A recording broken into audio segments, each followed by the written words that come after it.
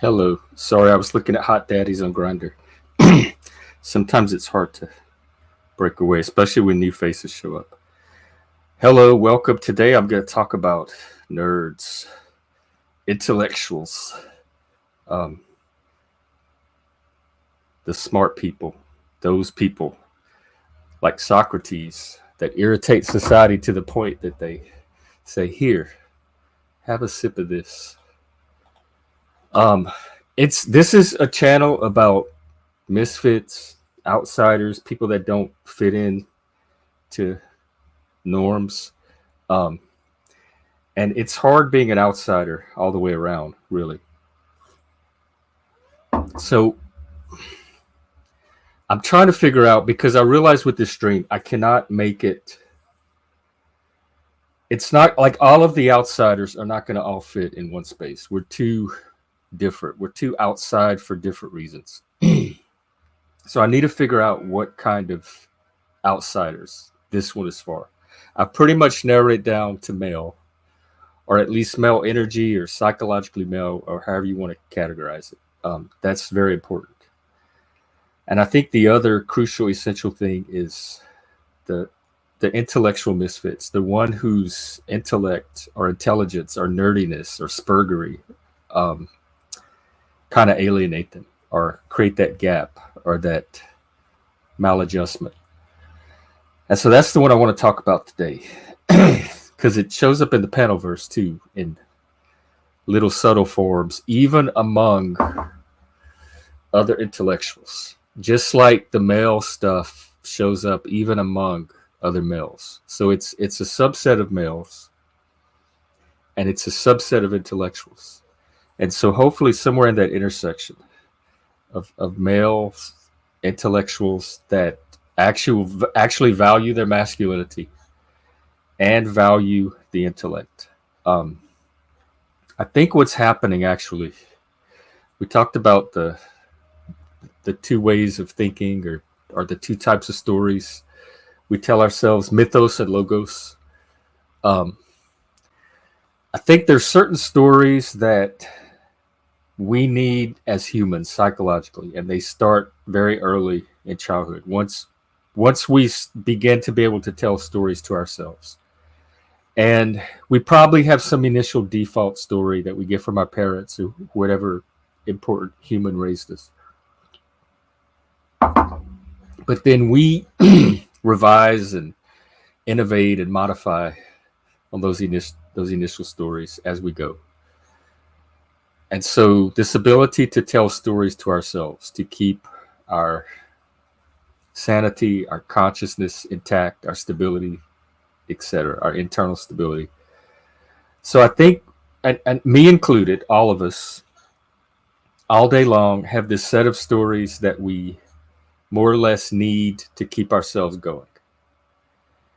And even with really smart people, when those fundamental core mythos stories, as opposed to logos, get challenged, I think some defensiveness gets kicked in, and then some hostility could get expressed even towards intellectual values. And so where it shows up with me on the streams, let me real quick, because this book gave such an it's The Passion of the Western Mind, Richard Tarnas. It's like a little basic good introduction to intellectual history or Western culture. It gave a really good summary of the Socratic method that I tried to use here. So let me see if I can find it. One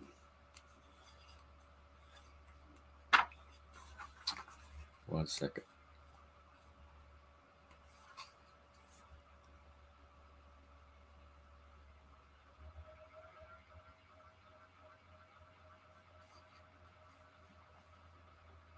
Okay, it says Socrates'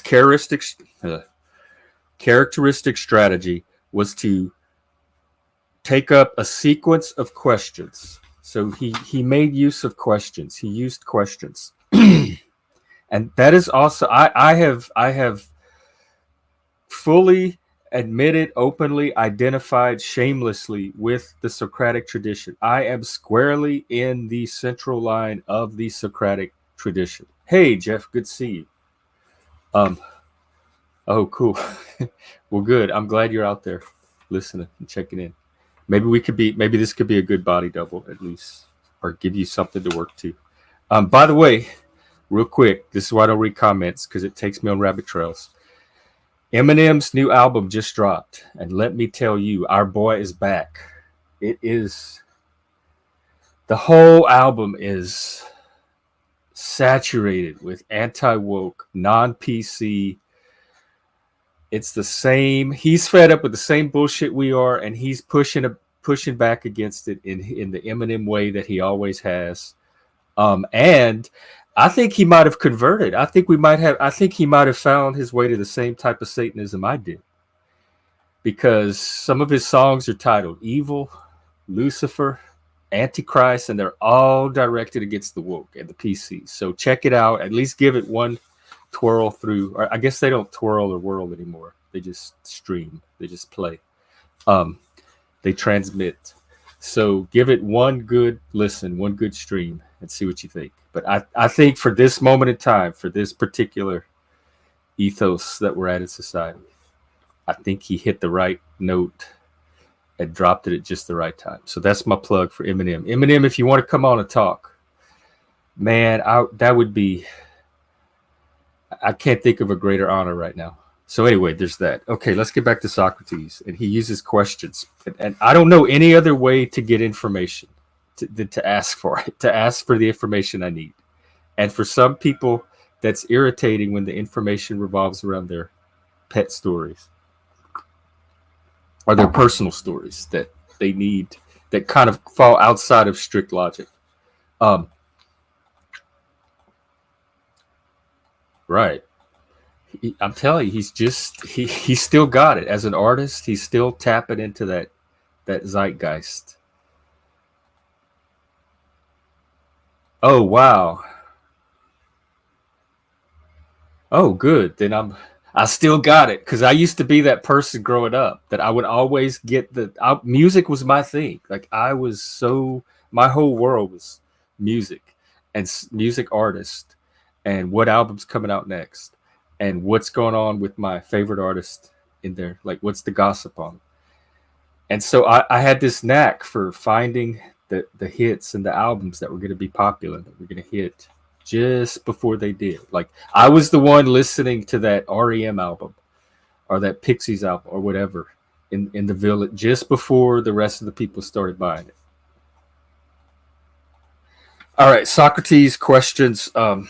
His characteristic strategy was to take up a sequence of questions with whomever he was in discussion. So he didn't discriminate. He did it to everybody. So questions are not personal.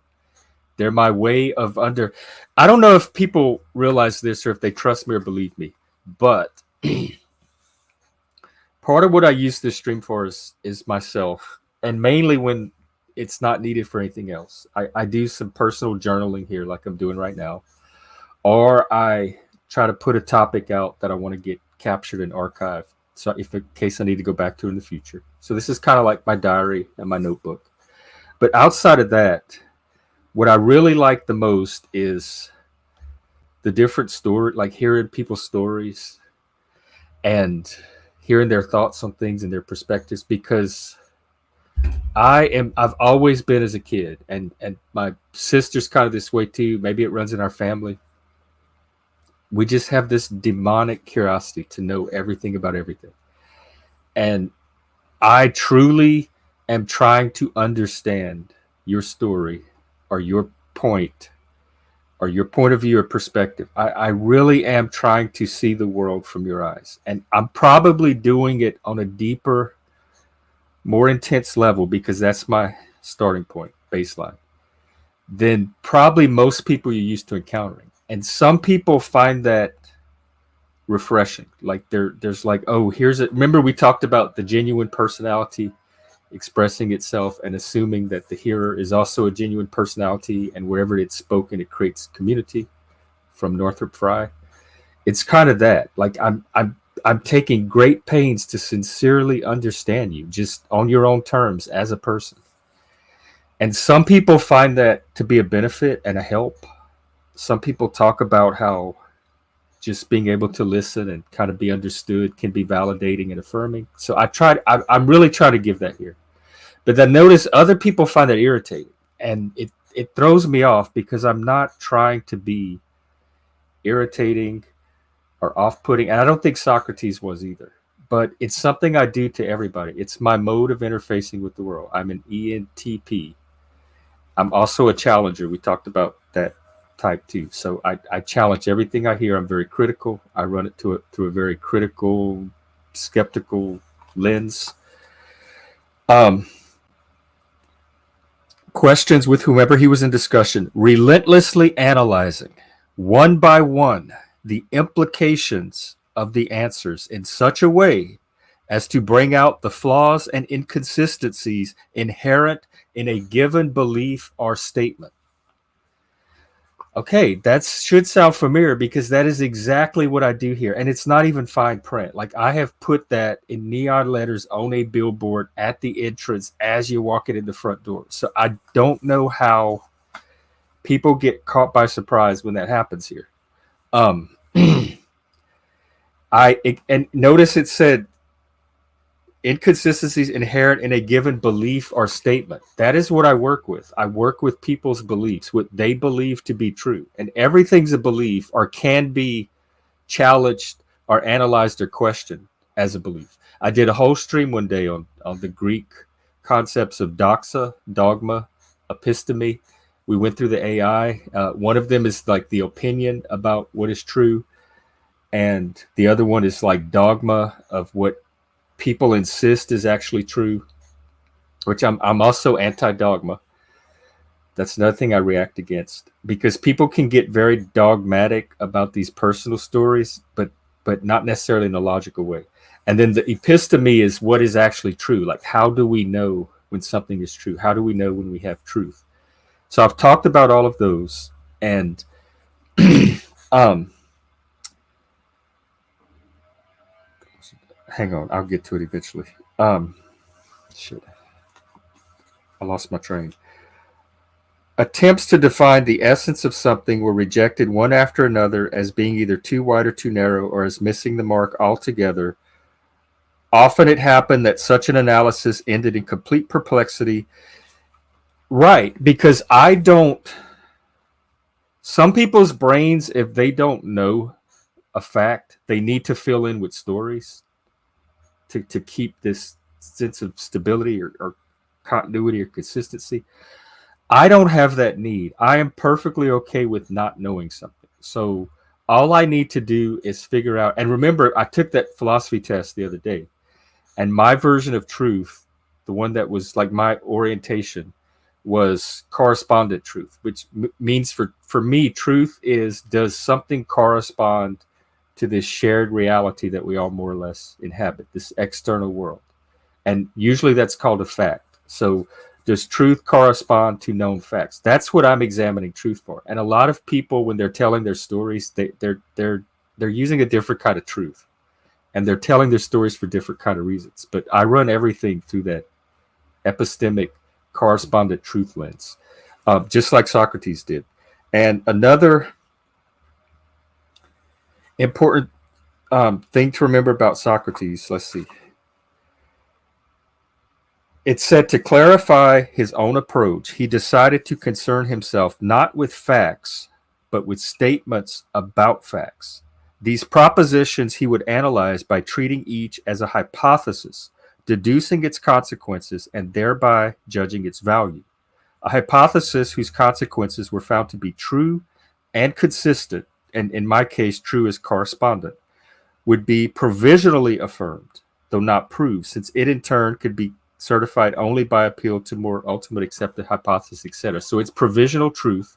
Hey, Mirror, are you hanging out at the little hut? I I hope you are, because that would be so cool to imagine that you're actually listening to this stream from outside in that little, like when I was living that way back in the 2000s, I wouldn't be able to imagine having the access to people as well while I was living that life. And to have the two at the same time is just blowing my mind and tempting me. I mean, I could live out in the woods, honestly, or the desert or the wilderness, as long as I had access to internet and I could stream every day. Wow. And another point I wanted to make about the like kind of what happened, like the different forms of truth and what happens is people will start telling that I assume, and maybe the flaw is with me, but my assumption is when people are saying things on this panel, knowing the type of panel it is, it's very logocentric, logos. That when they're putting something out, they're putting it out as a statement about a fact or as a statement about their belief that's open to being questioned and challenged. So I take everything as a proposition or a hypothetical, and then I examine it. That's what Socrates did. That's what I do. And some people, I think, put out statements, and then so one of the things I try to establish very early on is the statement a statement about a fact, or is it a statement about a belief? Hey, Denizen. And a lot of times it's put forth, or it seems to me like it's put forth as a statement of fact, and they want people to take it as a fact. But then when I try to examine it to figure out how to categorize it, it turns out it's an opinion or a belief. So we'll go through a little dance. We'll do a few statements, maybe a minute or so of dialogue, and and then I'll keep insisting, well, that's a belief or that's an opinion. And then people will get real defensive and be like, well, yes, it's an opinion. Well, yeah, it's just my belief. But then why are you irritated? Because I think you didn't put it out as a belief.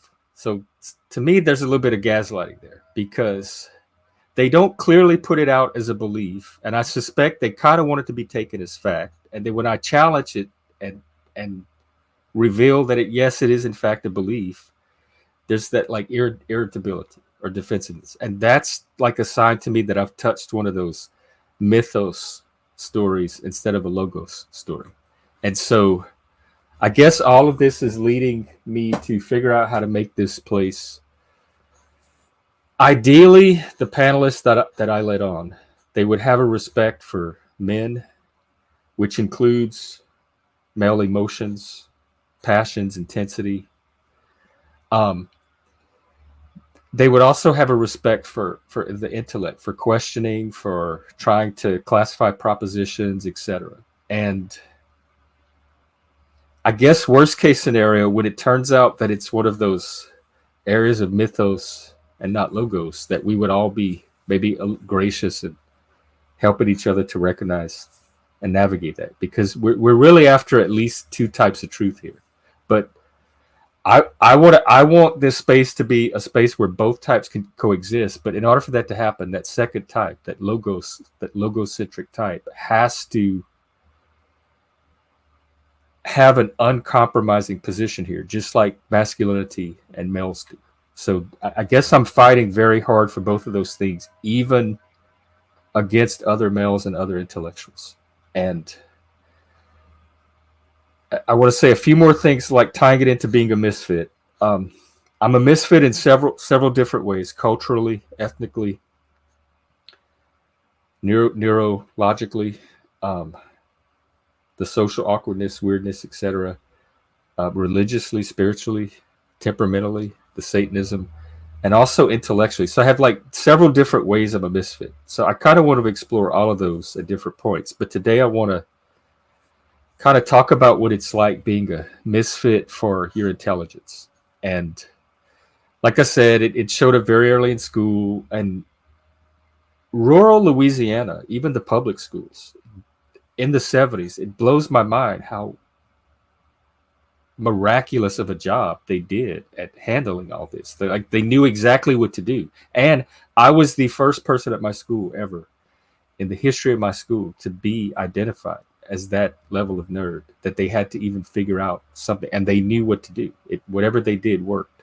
So I grew up with a positive identity. I didn't have any stigma about it.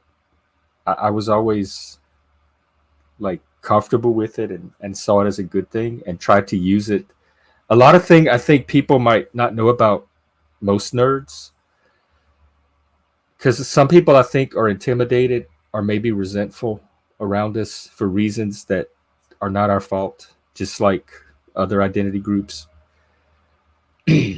But most nerds that I know are really trying to use their nerdery to benefit society and help other people. They're not just using it to exploit society, get rich, and make money, and live off of the rest of us. And the nerd school I went to really drilled in us. In fact, our slogan, which was on our T-shirts and all the memorabilia and stuff, was the Latin phrase "ab illum something something," which means to him whom much is given, much is required. So they always instilled with us that, yes, you may have these extra abilities that some people may not have, but along with that comes a responsibility to use them for something greater than just yourself.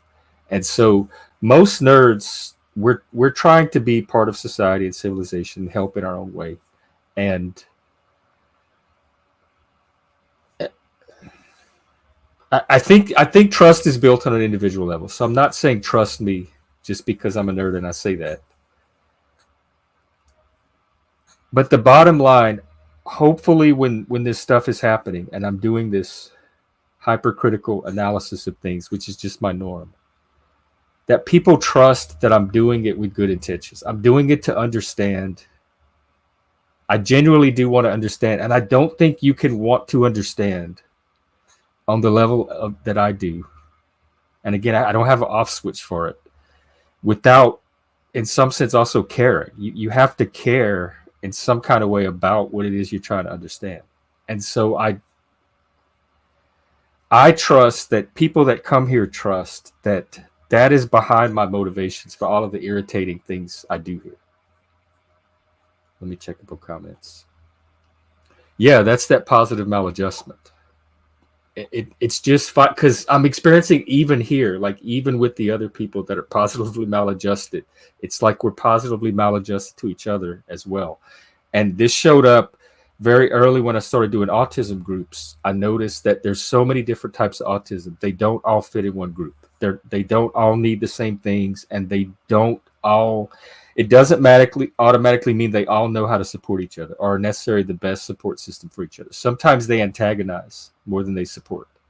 And so I'm just trying to troubleshoot, think through things, and do a little bit of journaling here. I'm actually about to open up the panel. And see, I'm an extroverted. My intellect is very outward focused and it's people focused. And it's I probably get that from my grandma.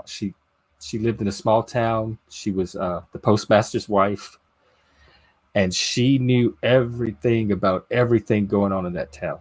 And when we went to church on Sunday, she was not particularly overly religious. And I figured out very early as a kid that she was not necessarily there for the sermon or the mass or the sacraments. She was there to get the gossip, and she was there to study the people. And she knew, like, she could see someone in a pew and say, "Oh, that little top she has on, they had that on sale at Walmart for $7.99 this week." And her Social Security check came in this month because she was the postmaster's wife. That's where she got that. She got that at the Walmart this week, and she's showing it off. She knew that level of detail about people. So I probably have that level of that. That's kind of a Cajun trait too. Cajuns are very curious social people. We love new people. We love people from different parts of the country and the world. Like if you go visit Cajuns, be prepared. They're going to sit down and grill you the whole time you're there. And they're going to want to know everything about your life because they're just fascinated to talk to somebody from another place. We're just that kind of people. And so a lot of my curiosity is extroverted and directed toward people. And the thing that fascinates me the most, and I've always been like this, is why people do the things they do. Because I'll see people doing something that to me is completely bizarre, but for neurotypicals, it's normal. And I'll have to understand, why did they just do that thing so differently than I would have done it? Like, I guess even as a kid, very early, I was attuned to theory of mind, and that there were differences between mine and other people's. And I just had to know what theirs was, like what was driving theirs to make them be the way they were. I've always been fascinated with that. Yeah, I agree, Hank. I think it's a fuzzy category. That's why I use neurodivergence way more often, because it's a little broader. But even that is, all it's doing is contrasting it with neurotypicals, which is just middle of the curve. I liked our conversation last night about getting to the point where we're all neurodivergent, so the category just becomes useless, and then we just focus on individual differences when we need to, because we're all different in some way, and we just accept that about each other. Just like gay kind of faded now, it's not a thing people have to worry about anymore. Autism and ADHD and neurodivergence, when that's not a thing anymore. All right, the link is up. The panel is open. We have hopefully Mr. Dennison. Yo. Greetings. Am I working? Yep, you're working well. Let me And I'm streaming. Going over comments. Come on, Moose. Oh yeah, Moose, you come up. It's an open panel, so if optics are high. You think I described this panel, then come on up. I'd like to hear the origin story for optics are high someday. Is it a snafu thing? Something snafu says about optics? I do not know. That's my guess. So what's on your mind? Do you have any thoughts on the Biden speech? Hey, Ken. You mean where he called homeboy Putin? A coon? Oh, Putin? Yeah, that one. And he called Kamala Trump. But a lot of people, like from what I'm seeing, it seems like it had made people have more confidence in him now, though, even despite that. Yeah, the polls are weird. I don't buy them.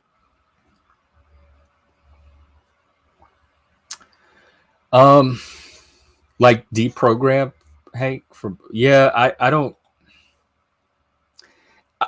It happens at an individual level, but the rate that it happened was very quickly. So maybe the rate that people de-identify or disaffiliate from this may be rapid too. Like it's like trends. They come all of a sudden, and all of a sudden they're yesterday's news. The thing, if you're talking about wokeness, at least, the thing that keeps it going to me is all the embedding of it they did in our governmental structure under Biden. If that wasn't there, I think it would fade even more. Even the academies are starting to kind of turn from it in some places. Oh, you're going live? Okay, let me put your channel. It's good to see you. You must be busy lately. You probably have some exciting life stories.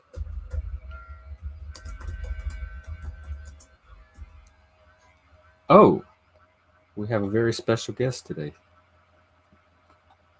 Let's welcome Mr. Phillip, KingFillip. Yo, what's up?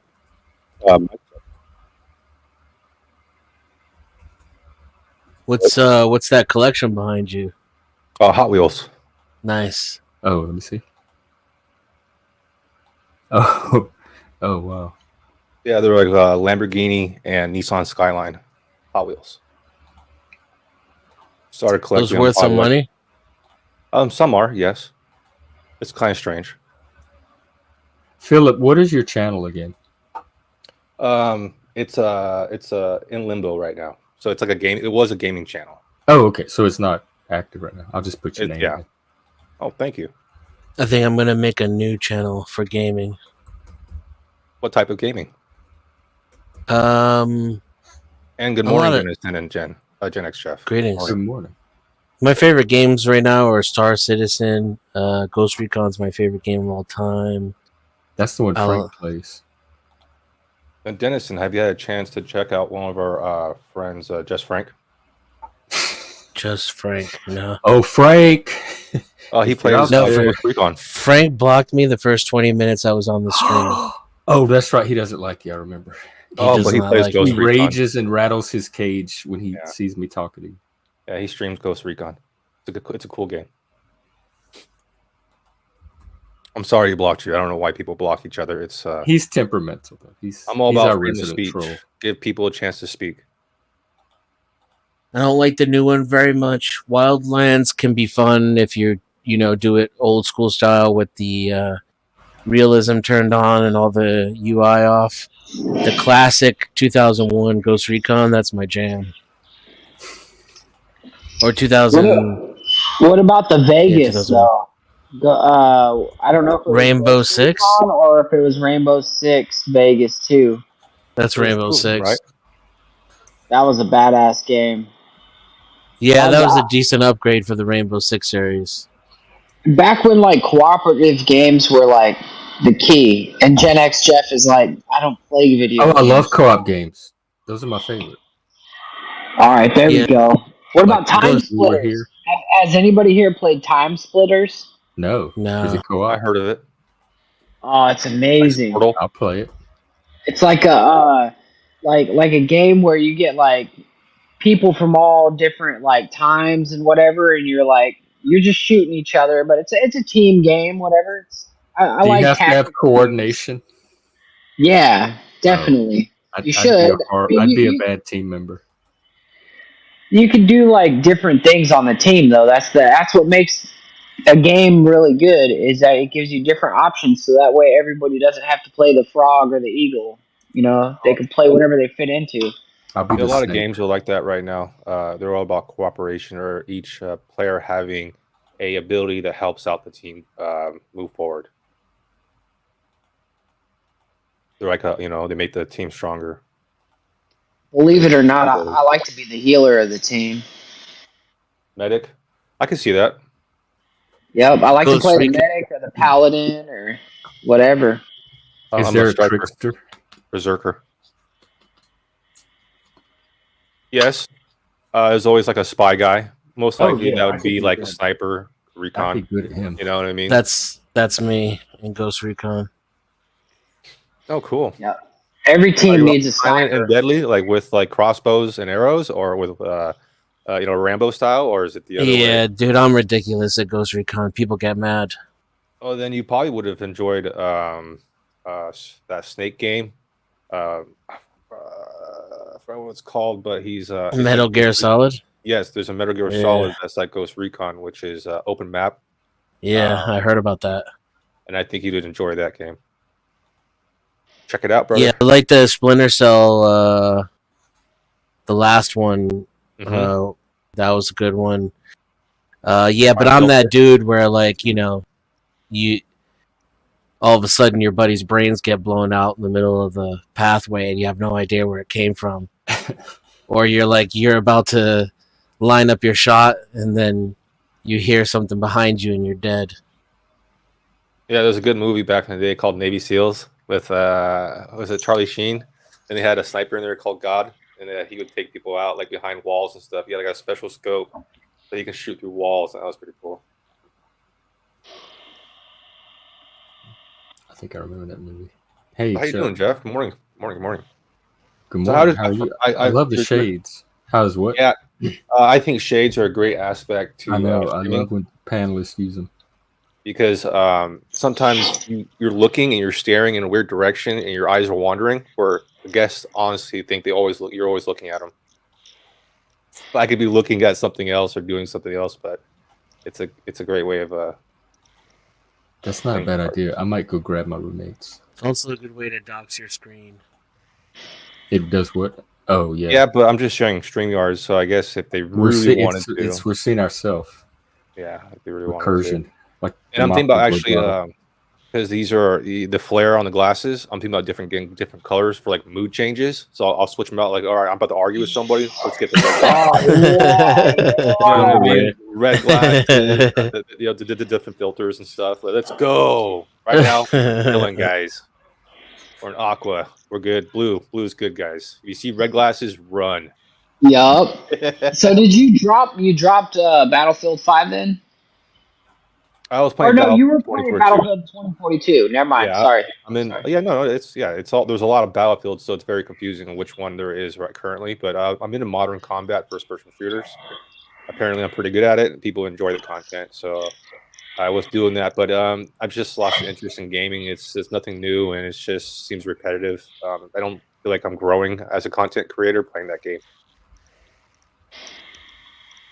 Copy that. Yeah. And What I about like this. I like strategy games? Pardon? What about strategy games? Oh, I love Like strategy games. Crusader Kings or what else? Ages of Empire. Remember that one? Yeah, Ages of Empire was one of my favorites because it's real Rome time. Total War. Yeah, Rome Total War was a good one. Strategy. A war That's strategy. a fun one. I played it's called Mars, where you're building a civilization on Mars and you have to build against the elements and the resources coming back from Earth. You know what I mean? So you have to have timing. Everything has to be timed properly. If you don't do that, then you just collapse. So I like games like that where you have to, Skyline. you're like racing against the clock. Yeah, putting deadlines on gamers really helps. Get what that's called, immersed, because you really start hyper focusing. So. What's a deadline? Like the game forces you to play by a certain date? Yeah, I got like a clock full of sand that's running out. You have a timeline. Oh wow, like, that would 20 minutes. 20 minutes. You have to get all this stuff done. If not, then you have to do it over again and over again until you get it perfect. That's intense. It could be, for some reason, it really gets people really get immersed, and all of a sudden you're twitching, you're like moving weird, and you're just playing a game in front of you. Oh god, that's that knife's edge. Yeah, so I appreciate you guys asking me about gaming, but this is Jeff's channel, and I don't know if he games. It's not just my channel. It's I like those co-op games. It's not. Who else owns this channel? Moose. Today is nerd chat though. To be honest, we have a little gaming room in the back, like in the gaming store, where all the nerds hang out around the table. We have one of those here. So all right, guys, help me out. So back in the day, there were two classes of people, and I got confused. What is the difference between a nerd and a geek? Because I thought they were very similar, but they are different. What are the differences? Well, in my generation, the way it's explained it was the geeks were what today we would probably call nerds. The more science, it was the STEMs, the engineering people, the geeks, right? Yeah, and then the nerds were like just intellectual people that. They might be into art, they might be into literature, but they were Dungeons and Dragons. That would be more geek. But now I think it's shifted where geek is somebody that has a special interest in anything. So you can really Dungeons and Dragons is geek. I was you almost have, especially first edition, which is what we learned. Was very. See, that's geeky. where it confuses me. I would have put that in the nerd. I would put that in nerd too. They were called both. But somewhere along the way, the definition of geek shifted to somebody that like hyper focused on their special interest, whatever it was. You could be a football geek, a cooking geek. You just knew it at a level of detail that the ordinary person didn't. And that was called. Oh man, that was cannabis for me. Yeah, you were a cannabis geek. And then nerd became like the intellectual outsiders that were awkward, socially awkward, and they were kind of their own. They had their own lunch table. So it was more like a social category of smart people that didn't fit anywhere, but they didn't necessarily have to be geeks. Geeks were just like more referring to somebody with a special interest. I like it. Thank you for explaining. Always good That's to get my take on it anyway. Definitions all set. Hey, nerds are also socially undesirable. They're considered ugly, boring, annoying, intimidating. I'm none of those things. Whereas geeks are weird, socially weird. So a tattooed guy with a lizard tongue and a bunch of piercings at the circus show, he's a geek. But the kid that is like really into Lord of the Rings, Pokemon, there you go. And nobody talks to him, and he keeps to himself, and he kind of smells, and his hair looks like it hasn't been washed in a while. That's a nerd. Okay, yeah, I see that. Yeah, Don't bring Lord of the Rings into this shit, man. You guys all agree that's really well defined now between the geek and nerd? Not really. I still think they're fuzzy. I've been called both. I still think they're fuzzy. To me, nerd is more holistic. It's an identity. Geek is more, I'm a certain type of geek. You could be multiple types of geeks within your nerdery. So when people call me a geek, I think that I'm like, well, what a geek about what? About what specific? In what specific way am I a geek? If someone calls me a nerd, I can just be a general nerd and know what that means. See, all this categorization is like It's nerdy. it's hard for me. It's so hard for me because it's like I don't want to label myself, but then I'm like, oh man, in so many ways, that's right. I am a geek here, and here. Don't fall for the trap. Just use what's useful for you. You have to get too rigid about it. But just if some of it describes you. I thought this was supposed to be like the morning smoke session. Oh yeah, it is for me. All right, so now I'm gonna have to light one up for all of you guys. And I'm gonna have to go get some shade. So I'll be. I'm hitting up watermelon Skittles, and I'm waiting for the S&P futures to break 5,700 again. That's what I'm morning right now. I need somebody who knows the market. I need somebody. You should join my Discord. Well, I was just gonna join like Merrill Lynch or Goldman Sachs. It's one of those things. I think it's beyond my grasp, beyond my scope. So I think someone else who has gone to school, who has spent their life in that's their job, should be handling that for me. Instead of me just trying to understand it, somebody who's paid to do it and professional. I would disagree with that wholeheartedly, but to each his own. Right. You'd be surprised how they make their decisions sometimes, Yeah, no, I wouldn't trust any one of those guys as far as you could throw them. I heard that from some people on the internet, just playing the game at the minimum gets you great returns. Yeah, I mean, if you just leave money in the S&P and don't touch it, that will get you pretty good returns. Yeah, well, that's not hashtag not financial advice. Right. Minecraft advice in Minecraft. But I have a trading group on my Discord. I teach people how to make money in the stock market for free. Of course, I don't. I don't give financial advice. And says, how far can you throw them? It depends on how tall the building is. And gaming too is probably the other thing we do a lot in the Discord. I didn't have a good experience with Discord. It sounds like you're having a better experience with me than me. Oh yeah, I love Discord. It's probably my favorite social media app. That's fine. Peg, what's up, Peg? Base, good to see you. Oh, hey, looks like Plasma's in the back. Can you flash your cam so I'll know that you're a person? PlasmaVoid. Close your damn door, Jeff. Man, rude. Can I get the StreamYard, please? If people are going to be flashing their titties in the back, I want to be able to see this. I don't know. Is Plasma a boob holder? Wow. Well, we all have boobs, Wow. Just I'm loving this theory. All right, some of them have better boobs than others. All right, Plasma. I think he seduced me, or she. Void, right? PlasmaVoid. No, not a she. What's up, gentlemen? How's it going? Hey, Plasma. Hello. Greetings. Hey, Plasma. Do you have a channel too? I do not have a channel. I'm just sort of a lurker that I don't even know how I came across Jeff's channel, to be honest with you. But I really enjoyed listening to you guys algorithm, talk. bro. Is that PlasmaVoid? Yeah, this is PlasmaVoid. I thought I was restreaming it, and you were in my chat the other day. He was in my stream like a few minutes ago, right? Yeah. I enjoy listening to Denizen, Zat, hang out in Bro Logic stream sometimes, but I don't even know how I came across you guys, but This I really is the enjoy listening to you stream guys' section insights. right here. We're all coming together. Yeah, it's just been nice listening, and I don't know why I felt the need to drop in. Just been yapping a lot in chat, so I felt the need to say hello, introduce myself, and just say, hey, what's up, guys? Thank you for coming, man. I appreciate that. Yeah, my pleasure. Thanks for having me. Yeah. Is it Zatochi? Huh? Is it Zatochi? Am I pronouncing it correctly? Oh, Zatochi. Ooh. Zatoichi. Yeah. Zatoichi. Yeah, Zatoichi. That's I was there when we were Zatoichi. talking about Biden. I was up there on your show talking about Biden today. So yeah, good show, man. Oh, you were there? Oh, you're KingFillip. Okay. Yes. All right, thank you. I'm not here to take over your land. It's all right. You're safe. Your land. Yeah, I've never met This Philip. land Nice is to meet you, our man. land. Good to see you. Hello. Yeah, I don't know. I don't know much about politics, so I don't know if I was going over my head there, but This land is your land. This land is my land. Yeah, I don't have politics. It's my way or the highway. That's It's a form easy. of politics, I guess.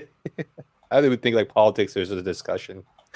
I had to talk about something. I had nothing going on other than scamming that dwarf into putting the bags on my cart. Oh, Well, People don't know that story. Share your story. That was a good story, dude. I liked it. Was it? I went to buy oppressing little people. Yeah, I went to buy mulch, and I needed 4 or 5 bags, and I can't pick them up. Well, I can pick them up, but like my hip is bad, so I couldn't pick it up and bring it all the way from the back to the cash register, And I was wondering, how the hell am I supposed to get this to my car? So this little person comes walking out, and he's about my age, and he works there. And I say to him, "Hey, man, how do I buy these, bags of mulch and get them to my car? Is there someone that can help me?" So he gets mad at me right away, and he's like, "Well, I'm not out here for, He started to say, "I'm not out here for helping customers," and then he didn't finish the sentence, So I already knew he was pissed at me. So then I said to him, he says, "Well, just go to the register and bring the bag up there, and they'll ring it up." And I'm like, "Well, I can't pick it up because I have a bad hip. I can't lift heavy things." So he goes and he finds his cart and he brings it back and he starts stacking the mulch on the cart for me. And I'm thinking, I could do it, but I didn't stop him, So he's working his ass off, putting all the mulch on the cart. And then I take it up to the front and I pay for it and I go out to my car and I just throw it in my car, no problem, And I was thinking, if he ever saw me like out there throwing it in my car after I just told him like couldn't do it, So it was kind of my fault, but KingFillip there is saying that I was oppressing the little people, like Sauron was oppressing the hobbits or something. like he was an actual little person. Oh yeah. Oh, and he was doing the mulch as for you? him, bro. Huh? The mulch is the same. The bag of mulch is the same size as him. He's, like he's wrestling another. He's wrestling another person. So I could have tossed him. You could have helped him, bro. I could have helped him, right? You could have helped, yeah. That too. But he was in my way. He was in the way. I would have had to bend over him to do it. Well, you did say you were a sociopath.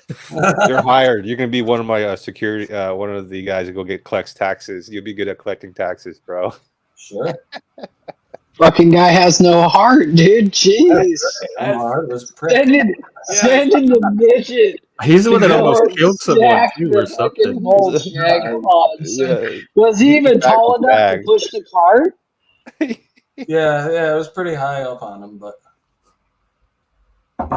he managed. Look, I would have done it myself if I knew. That's what he gets paid to do, right? Yeah, and if I knew that the cart was right there, I would have grabbed it, but I had no idea. I didn't see anything like that around, so because there's plants everywhere and shit you can't see. Yeah, bro, I totally understand. Plants everywhere.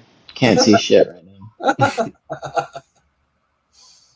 Anyway, I'm not a terrible person. I just, I don't know. I have my moments. Wow, it got quiet. Mm-hmm. The humanity. No, I relate. I have those moments too. I didn't know what to do, so I just let him do it. I mean, it's hard to argue with. It's hard to argue with your side, right? But it's also hard to not want to argue against. You kind of taking advantage of the handicap. I know. Jeff kind of looks like the Liquid Terminator with those aviators, bro. The Liquid these are my roommates, so it's totally not my. That's pretty funny. Face, but it's all I got.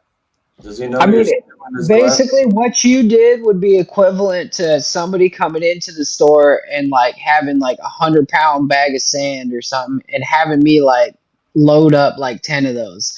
Like, I mean, I am basically like 135 pounds soaking wet. I look like a 15-year-old girl. Like, if somebody did that to me, that'd be fucked up. Everybody around would think that's fucked up too. So, like, it's hard to, like, you know what I mean? Like, inside. I used to look like that myself, and I would pick up heavy shit. I used to work for Hey, I pick up heavy shit all the time. I'm just saying, like, if somebody else came in and made me do it, and they were capable of it, I mean, you did it. You did it at the end. You just tossed him in the truck like it was nothing. And Jeff's up here laughing, and he's like, "Yes, yes." No, I'll Appease do the it. Oh my God, it's not a dog. big deal. I'll be happy to put the 10 I bags mean, in the trunk. I I'll mean, you do it. are a Satanist though, so like this should be like Oh right, making you like I should be standing on the sidelines laughing like all of you. you I'm should be also a like, yeah, like, sadomasochist.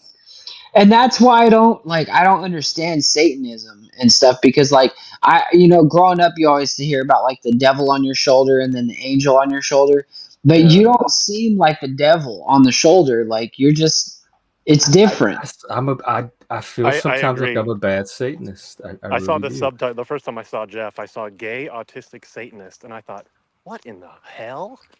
Yeah, it's Satanist. He's like the interesting. most friendly, reasonable fella I've heard on the internet in a long time. Oh my God. So I know. all I I got feel from that for it. was I have a lot to learn about whatever Satanism means. I clearly don't know. So it didn't all So- make sense together. Gay autistic. Oh, but Satanist. learning in time. In time. Well, Sorry, it I'm out of comes breath. It's down really if hot you, out. it comes down to if you understand what Satanism is really all about. It's not about worshiping the devil, it's about individuality and just being yourself, kind of, doing your thing. Yeah, that's what Jeff said. Like, it doesn't like authority, very individual focus, Yeah. things of that nature. Yeah, I'll tell you what to do. I'm not anti-cop. The only cop I'm anti are these police people that tell you how to talk and what emotions to have and what level to have and that how kind of your authority, tone exactly. and how you're moving your body. That's the kind of police. The Karen police is what I think needs to be dismantled. I think if you got rid of cops, people would make their own little tiny groups. That would eventually be the next set of cops. You can't like vigilante. Well, I know in Vegas when the mob ran it, they kept the town very orderly. Well, it's like neighborhood watch. You know what I mean? Neighborhood watch is just another group name for police for your neighborhood. Yeah, it's going to creep up inevitably. Yes, it's part of society. That'll A successful society. That's what people that are anti-cop. It's not like they're anti the idea of cop, and I'm definitely not that. I think there's a huge thing. Sorry, Jeff. Oh, go ahead. There's a huge thing though. Like the huge difference is that the police officers of today are supposed to be held to a certain standard. They're supposed to, and the neighborhood watch, like say someone's robbing your neighbor, right? There's no real standard for the neighborhood watch. They might just gun the guy down. They might gat him down. They might tie his ass up, throw him in the back of the car. You know what I mean? You just don't know what comes with the neighborhood watch. Every neighborhood watch is going to be different. I'm not totally for police or against them, but I just think that a regulated body would be better than an unregulated one. But maybe that's just me being crazy right now too. Maybe I really don't want that. Well, I agree with them telling you what to do, and and they're like, show me your ID and all this bullshit, even if you didn't commit a crime. I mean, they're overstepping their bounds there, and they're breaching the contract between the citizens and the police, which is the Constitution of the United States. Most police departments I know, and Seattle had particular issues with this, have accountability mechanisms in place. They might grind slowly, but they're there. And they don't always work perfectly, but I have seen them work. In fact, Seattle had a federal order placed on them that forced them to redo how they handle their cops and complaints, and they had all these community agreements they had to meet and demonstrate. So there's accountability all the way up to the federal level if your local level is not working. Well, there's a posse that they formed around where I live. Some reverend got a bunch of people together with guns, and they just walk around the neighborhoods now, and they said crime is down by like a huge percent. They're taking it into their own hands. Police don't do shit anymore. Yeah, it's amazing what a visual deterrent will do. Yeah, right. People you walking can't around just say that you're going to do something visually. If you can do it, you can make that presence. Like every parent knows that, or even teacher, that if you're going to set consequences, you have to enforce it if you want kids to take you seriously at all. Right. And no one's going to mess with someone open carrying, especially a group of 20 of them. I think morals matter too, and I think most people do have morals, more or less. I'm not worried that the majority of humanity is immoral. I'm kind of confused on something. Maybe you guys can help me figure this out. Someone said you can't have morals. Well, you can't. Yeah, you can't have morals unless you have religion, because that's where morals come from. Is that true? Well, there's obviously secular people that have morals. Pardon? It was two people talking at the same time. Sorry. Go ahead. Whoever wants to go. All I said was go ahead. I asked a question. There's obviously secular people with morals, non-religious people with morals. So that claim is very easily disproven. Thank you. Well, in our society, it's, you know, the law, like you said, is based on religion, which is based on morality, but it's like forced on us. It's not a natural state, you know. Well, it's forced on you by being born into a particular society, but that's true of every human. So that's just the condition of the world. And accepting some degree of that, I think, is part of becoming civilized, which I think is a good thing. Yeah. I see the freaks. He disagrees. You know that the flesh is capable of morality by social feedback. Well, that's subjective, isn't it? Because, for example, what about people who eat people? There are tribes out there who are cannibals. To me, that's not moral, but to them, it is.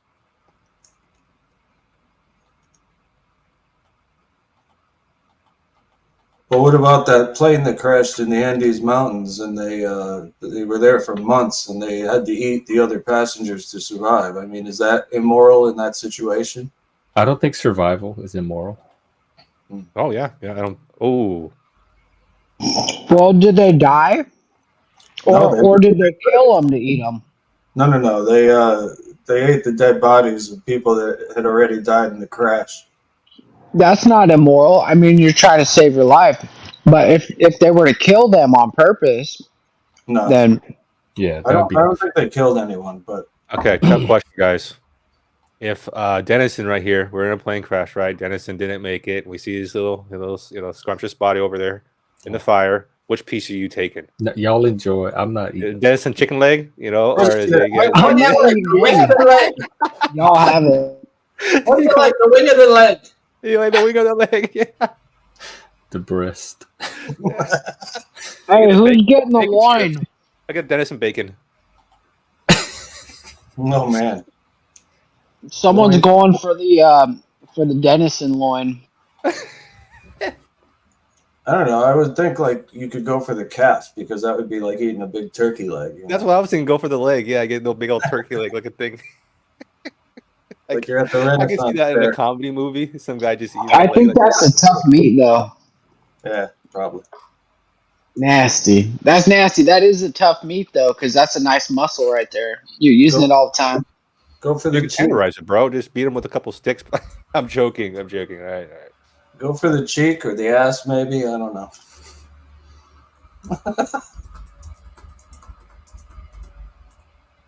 Something tender, you know. Okay, sorry, Jeff, and also help me out. So I'm confused with the term. It could be as simple as it looks. What is anti-intellectualism? Is it just against knowledge, the gaining of knowledge? It's several things. There's people that have done studies on it. One guy wrote a book on it, particularly here in America, and there's 3 or 4 different types that identify. But what I'm talking about specifically is people's reactions to intellectuals simply being themselves by asking questions, being analytical about things, wanting more information, wanting evidence, the things that intellectuals do normally, that's normal to them, that irritate people that are not intellectuals. And then so there's this hostility or resentment that gets directed at them. I used to do that. Oh, you did? Mm-hmm. Yep. Oh, did it irritate you? Yes. Oh. I used to be a reactive person, so anything really irritated me. Really, I could react to anything. So it wasn't even just nerds. Yeah, You're it was just everybody. irascible. I hated everybody. I wasn't racist. Yeah, I know somebody like that. Yeah, we all do, I believe. Yeah, he knows who he Very is. common. If he's out there Yeah. not playing Ghost Point Recon. What do you think was the catalyst to the change of heart? Just curious. Experience with people, and observing them and how they reacted, and self-reflection, seeing how I was reacting to people and interacting with people. So It mellowed you out. the more experience I Gave gained, you a bigger perspective. So yeah, doing some major dishes or something. an opportunity, like a perspective for opportunity instead of just reacting, creating opportunity. Yeah, that's hard to do. It's like because when that reaction starts, it's finding that little pause to pull out of it enough to start that reflection or that observation. And when as you're a friend, in the moment, it's hard to get to that, to find that little point.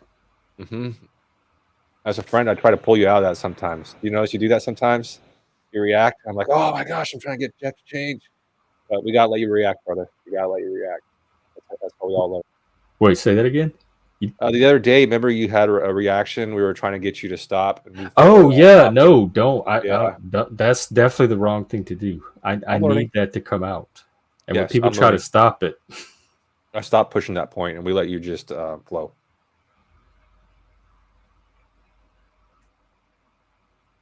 Yeah, I need to flow.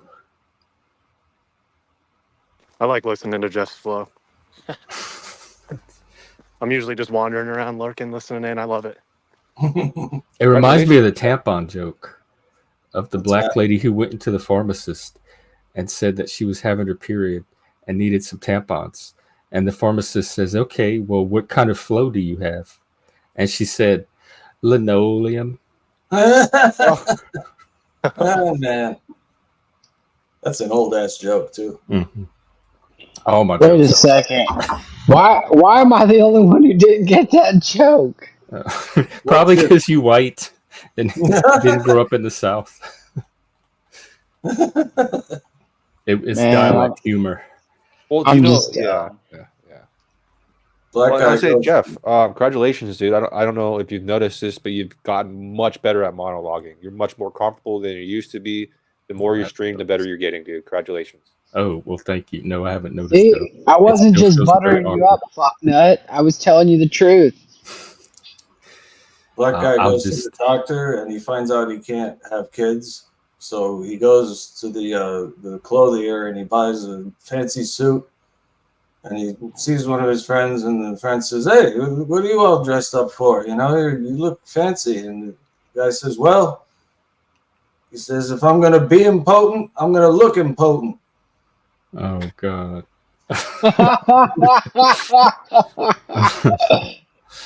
Yes, Jeff, your streaming has gotten like way better. Monologuing, way better. It's like, I told you this morning, I rode to work and I was listening to the stream from last night and I was like, damn, this is good.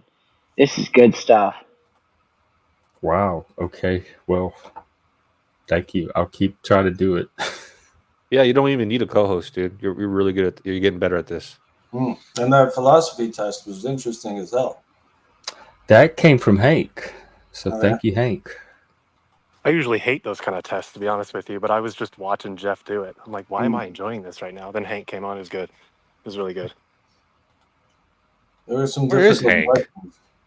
This is about his He was time. out there. He's probably on some other panel. Let me see who's streaming. If he's not working today. Hank. Hank only goes where he's needed. Like if he thinks that the panel needs an evildoer, he'll go. Really? You think Hank is evil, Moose? Really? He is. Yeah. Hank tells you to your face he's evil, and everybody's like, "That's not Hank, evil, right? Is that really evil? If evil presents itself like that, like is it really? Me and Hank I'm the evil that the world deserves, and he's the evil that he's the evil that the world deserves, but I'm the evil that the world gets, is what he told me last night. Something like that. Okay, which one's who? Who's the Hank? Is who? Hank is the one that the world deserves, The but I'm the colored one gentleman with the fedoras. one everybody gets. Oh, Hank. Because Hank never loses his cool. He never lashes out. I've seen him spurg out when you You touch have? the right buttons. Oh yeah. It's good. I've never seen it, man. Yes, Moose. Just start shadowing Hank. Oh, maybe I can get Hank to spurg for you, bro. All right. You know? I've never seen it. Yes, Hank. It's rare, but I've seen it a few times. I'm on the war path to get you to spurg. My kingdom is out. We've sent the Spartans to the Hell Gates. Be careful, Hank. He went from playing video games to now he's playing panel games. Here we go. Yeah, I'm taking over YouTube, guys. It's my kingdom now. I think we should all take it over. Yes. I'll let you think that. I mean, I'm looking to collaborate anyway, and I like leadership, like seeing people's leadership styles. So. And how come you don't come to my streams? I saw it this morning, and I had already set this up. I'm like, damn, I could have just dropped by his instead. Yeah, I'm waiting for somebody to come up on the panel. You know? Are you on Discord, or if you send me a message next time? And I see you pop up on Discord. I see your message. Just hit me up next time and let me know it's on, because I don't always catch it on YouTube. Okay. Yeah, that's the thing about these YouTube notifications. I hardly ever get a notification, so when Jeff sends me a StreamYard link, I hop right in. Yeah, I get them infrequently. It's like some channels come through, some don't. I've noticed that when you subscribe to a channel, notifications are off by default. Yeah. Some channels, it's like some algorithm-based thing. It'll notify you that person's live if they think you go to that channel a lot. Yeah. But the way to get notified for sure is you have to manually do it and say, give me notifications for this channel, is what I've noticed. Well, that's what I do. I hit all, you know. I have a problem with my phone. It is. I turn notifications off on my phone, just so I don't get notifications on my home screen, and then that turned off notifications on YouTube, and then on my computer notifications were on. So my computer gets it when I access to YouTube.com. On the app, it's all messed up. So my phone messed up. I don't know if you guys have it. Praise God. Yeah. All right, so I got to point out something, and then I'll shut up. We have enough people to play a Dungeons and Dragons game. Uh-oh. Okay, well, let me know when and where, because every time this starts, I get excited, and it never pans out. So y'all coordinate and organize it, and let me know when. I have a question about Dungeons and Dragons. In this day and age, when you have video games that are so amazing and you can play the equivalent of Dungeons and Dragons, why do you still want to play the original, which was the only thing we had back then, and we would have killed for video games? We had Atari. We had Adventure on Atari. Yeah, but that was nothing. That was garbage. You know what, though? Like, your imagination is so much more amazing. Like, if you went into my world, right? So, like, we're cruising, right? And we got Jeff. Jeff is I'm gonna say he's a warlock, right? And we got KingFillip. KingFillip is he's gonna be a knight, right? He's the king, so he knows how to wield a sword. Yeah. And I didn't say the Dark Knight. You said that. Now, anyways, we're riding down the street, right? And I'm like, you know what? We're gonna hit the brothel real fast. We're gonna take a turn to the brothel. You know what I mean? Like, you can't just, like, that shit doesn't happen in games where all of a sudden something from your imagination just pops right up and you're like, all right, so the dragon's gonna come down while you're banging the hooker and he's gonna breathe fire on the tavern, and now you're gonna have to pull out or you could die in the fire. This is the best promo. Right? I need a clip. So then you roll the dice to see whether you can pull out in time. I mean, shit like that. Like, I know that's nasty, right, to some people, but I'm just saying that the possibilities are so endless that it's why wouldn't you? I get you, but it's just difficult to get everybody together to do that, and I don't know. We're all shut-ins with no life. How hard can it be? There's actually a D&D channel. They play live. Yeah. They do there's several of them. We could even stream it if y'all want. There's several people that stream their games. And they have Roll20 now, roll20.net, and it makes it super easy to play. I like games like Shadow of Mordor, that kind of thing, where it's like it was Tolkien based and it was violent as hell. I mean, I really felt like I was, avenging my dead son when I was playing that game, and I don't have kids. Oh. It was a video game or a role playing? No, it's a video game, but that was the storyline. Is that was awesome?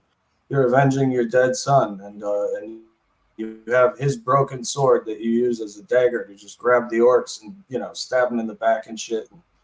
But did they have hookers and brothel? No, but Grand Theft Auto 5 and 4, and they all had San Andreas rather. They all had hookers in them. Yeah, but it's not even close to the same as your imagination. Because, like, when I'm talking the tavern and you walk in and you see the barmaid and she's big and busty and she's wearing a fucking corset. Yeah. And she's offering you some ale and stuff. Like, there's so much more that goes into that than, like, Grand Theft Auto, where there's you walk into the strip club and it's just a couple, like, computer females dancing in a circle. I don't know. It feels so hollow. Those video games feel hollow. The GTA and stuff. I get you, but on the other hand, some people live virtual lives in that world. They have amassed a great amount of vehicles and wealth and weaponry, and it's like, did you ever see that movie Free Guy with Wade? Not Wade Wilson. Free Guy.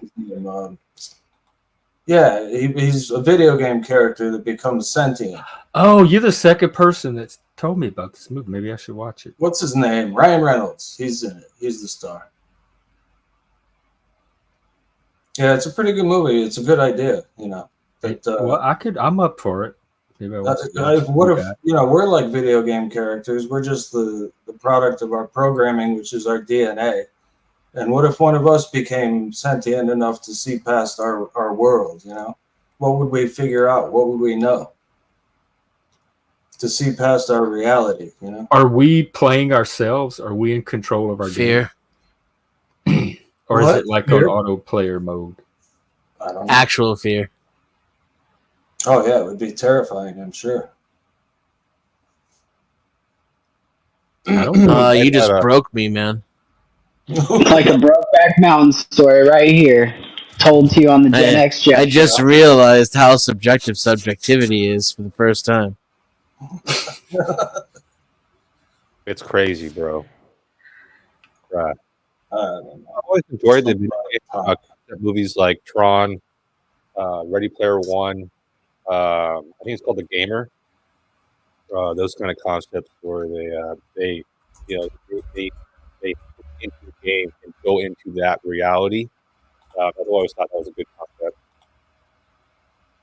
Well, very like what is your body doing while you're in the game, kind of thing. Like you're in the most vulnerable state, right? You're just there. You don't know what's around you. Well, I've had dreams where I was in a video game and it was like virtual reality in the dream. And I remember picking up like a rifle and shooting at a bunch of, other players, and then like the body disappeared in front of you, and it was nuts. It was like. I wonder if that's how that came about. Where like someone's like, the dream is like the first video game, and then someone's like, dude, I want to be able to go into my dreams, and they're like, well, maybe I can create a program that's like that where I can go into a dream world.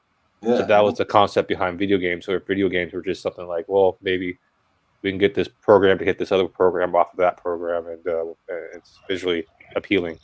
Or if there is something bigger behind it. Damn, so this is another problem we're going to run into. If we're going to play on Roll20, there's a free account, but then there's,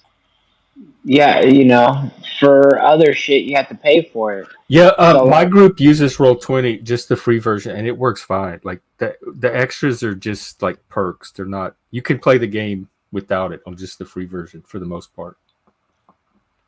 All right.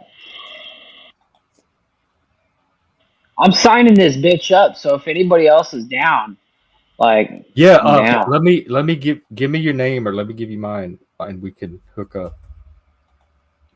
I've played way too much WoW over my life, but I've never played D&D. but I know people that love it, and they say it's like just more immersive, if just as immersive, if not more.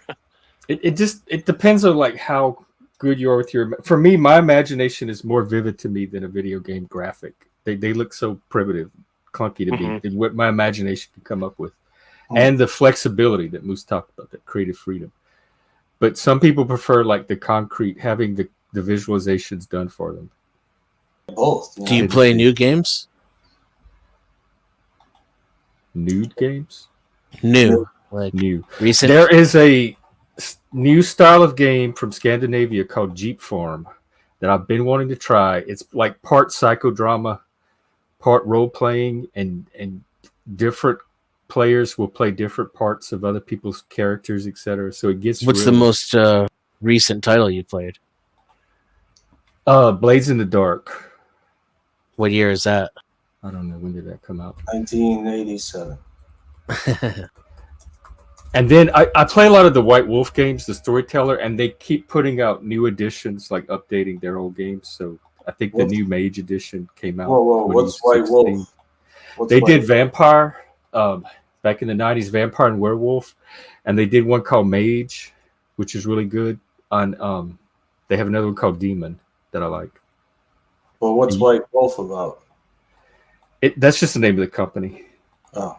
But like in Vampire, you play a vampire. There's different tribes or clans of vampires, and they're all fighting each other behind the scenes and manipulating humans and that kind of stuff. But it was real popular in the 90s.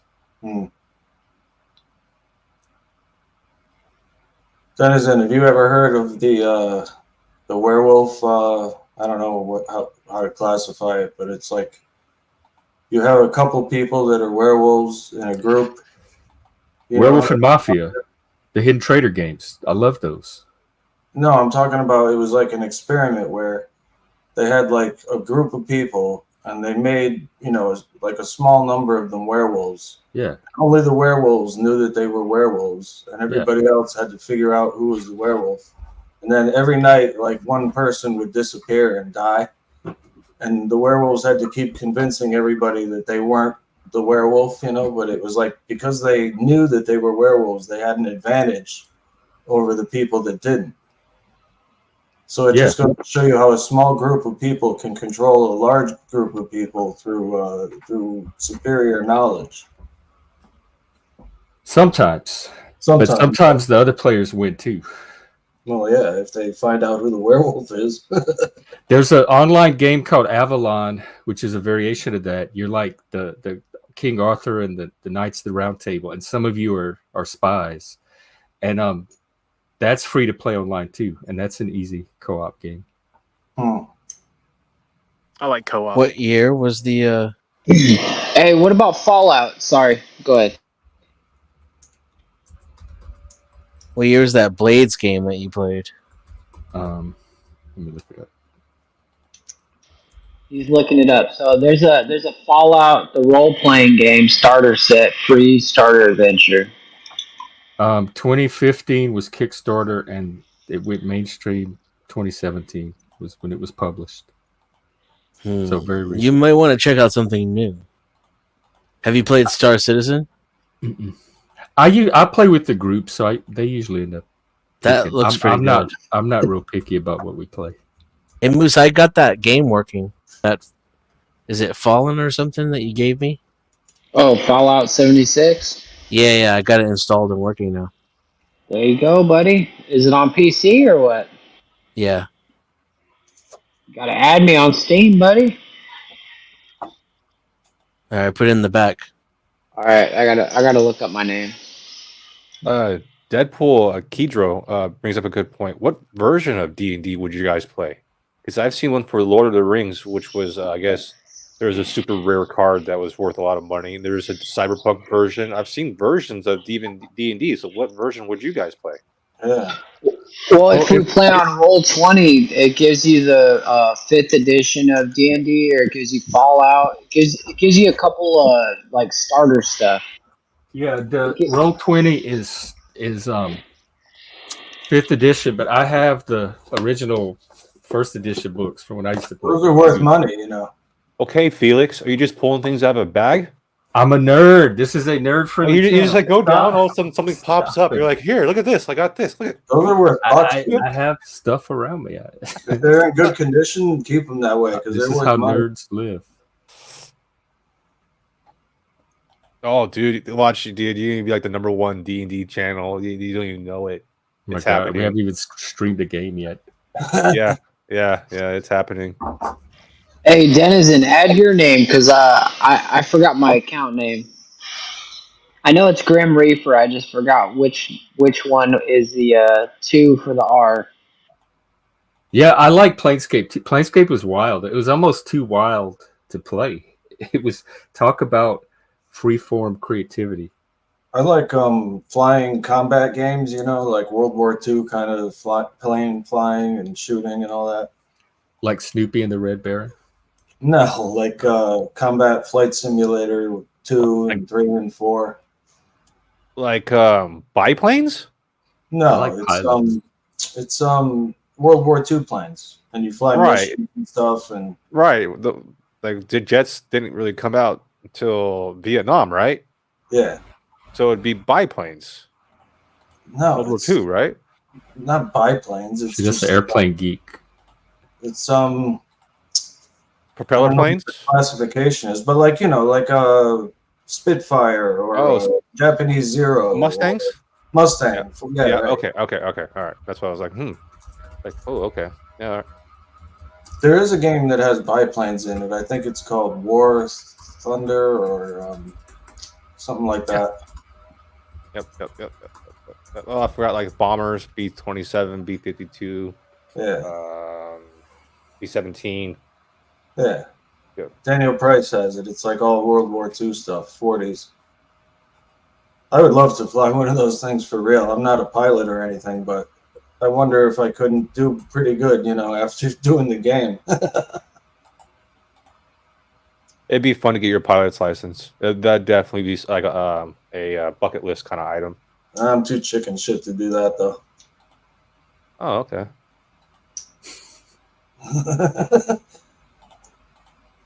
Hey, dude, I the other day someone was like, do you ever go into sleep paralysis and just let yourself be paralyzed? I'm like, nah, bro, I'm too much of a pussy. There's no way I can do that. Just sleep paralysis? Nah. I've done that. I've gotten through it to the other side, and then it was weird. I just fell asleep.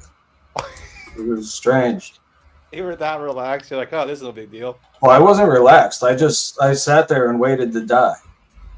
Oh. And it didn't happen. Yeah, you just went to sleep. Yeah. After, yeah. Yeah, I hated sleep paralysis. I don't get it anymore, but for a while there, it was a thing. And when it first started happening, I thought it was something supernatural happening to me. Then I read on the internet what it was, and I was like, oh, that's it. So it makes me wonder. Yeah, the same thing happened to me. Really? Go ahead. Are you No, you more related to the topic. Go ahead. I was going to change. Yeah, I thought I was poltergeist was wrecking my room. I was paralyzed. Yeah. And another time, sunlight was hitting my face, and I had a positive sleep paralysis experience, which was really wild. For the poltergeist one in your room, did you actually like have after effects? Like you woke up and you're like, your stuff was thrown about the room, or was it just all in your mind? And when you woke up, it wasn't there. It was the room was the way it was when you left it.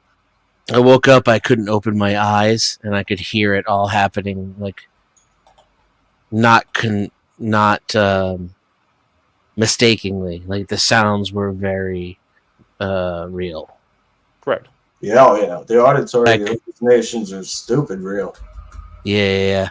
It reminded me of when I deliberately tried to see how long I could go without sleep.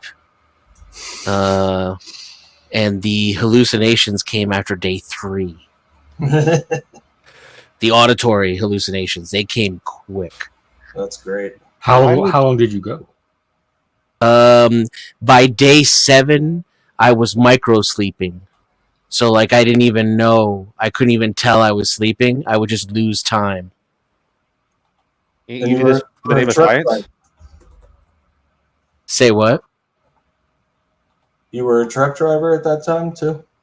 No, I was just a teenager. I was just doing it for fun. Yeah, it's like you're just to see what the results were. Just in the name of science, for real.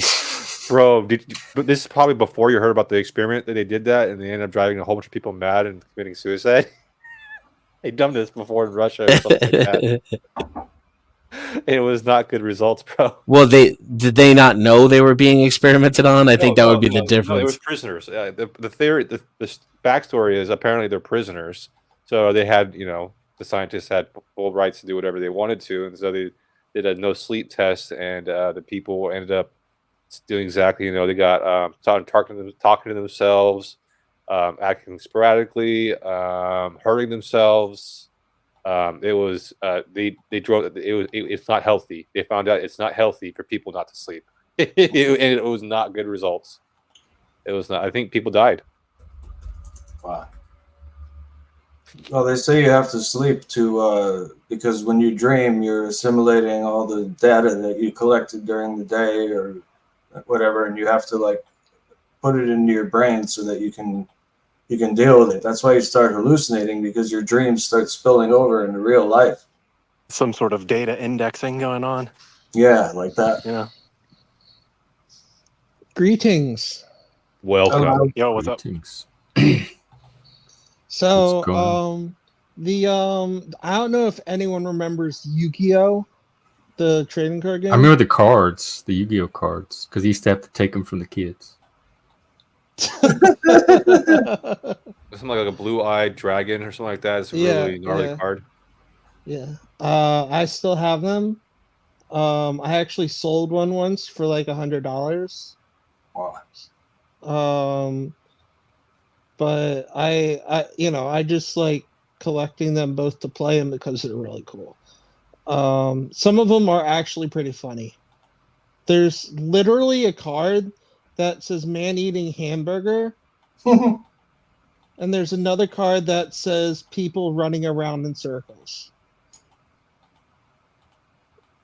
I'm not joking. Yeah. But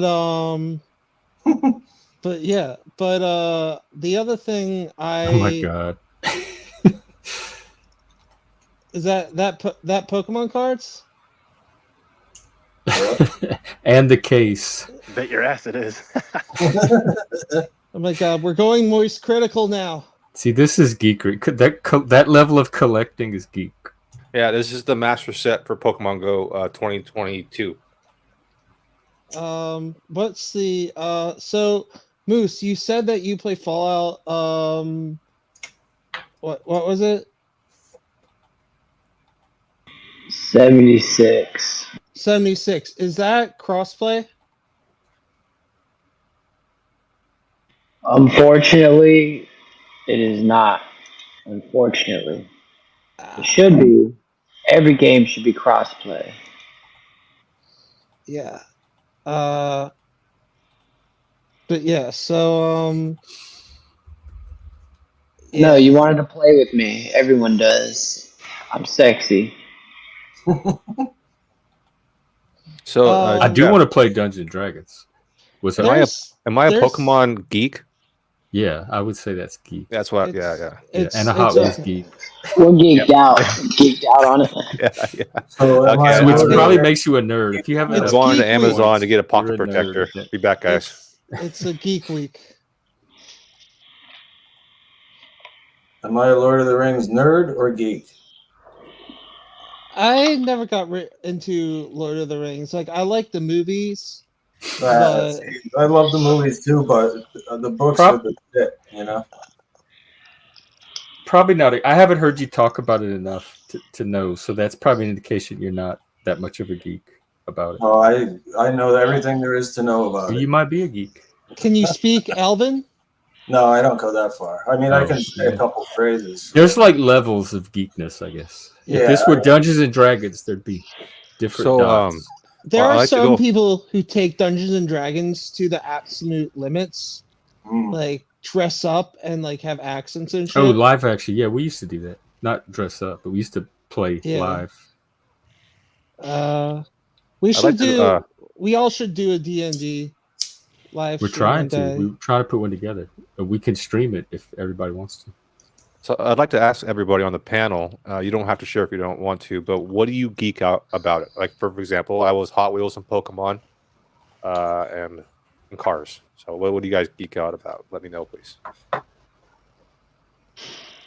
Lord of the Rings and bass guitars. Star Wars. Playing guitar, metal music, stuff like that. I went pretty deep in it. Got obsessed. Still obsessed. Who said that? Who just said that? Plasma. Let's do something. Do you have a Bandcamp or SoundCloud or anything? It's old. I don't even know if it's representative of me. But yeah, Zat, I was the one that was like, play a Cliff Burton riff. I was the one in chat saying that. Oh yeah. Okay. I was like, dude, hell yeah. That's right. That was me. I like alternative and some heavy metal music, but I think the biggest thing I geek out about is Star Wars. Yeah. What do you think of the new one that they're saying was bad? The Acolyte, I think it's called. I haven't watched it yet, but I knew what Acolytes were before the movie came out. Yeah. Well, what, you read like the books? Is that your thing? Yeah, I don't have any, but I read them. Yeah. Yeah, it's pretty cool. I really enjoy. I watch some. What was it? There's this one where people actually have a channel of comics, but there's actually hired voice actors to read the actual book and the pages, and I think that's pretty awesome. Yeah, I would like that. It's like a living comic book, right? Yeah. I mean, they're just showing the comic and reading it. Yeah. Oh, they did that with Watchmen too. Oh, I have that one. My cousin bought me that for Christmas one year. Deadpool. I'm also a big Deadpool fan. Yeah, you probably can guess that. Oh, so are you getting tickets to watch Deadpool Wolverine July 26th? Probably. I've seen every Deadpool movie when it first came out. I know who he is. So. What do you think about this Deadpool, Ryan Reynolds? How do you think he's portraying Deadpool? I think that he played Deadpool so well that every time I hear his voice, I just hear Deadpool. Yeah. I'm glad you're a fan. Cool. Moose, what do you geek out about? Video games, and I guess music for a while. But now I geek out about my motorcycle, my little one. I don't want a pickle. Okay. I just want to ride my motorcycle. Cool. That's right, baby. That's right. Nothing compares. Nothing compares. I can see Moose. His motorcycle is in his living room on books. And not, yeah, I mean, he's like working on it in the middle of his house. It's like, that's the cool thing about motorcycles.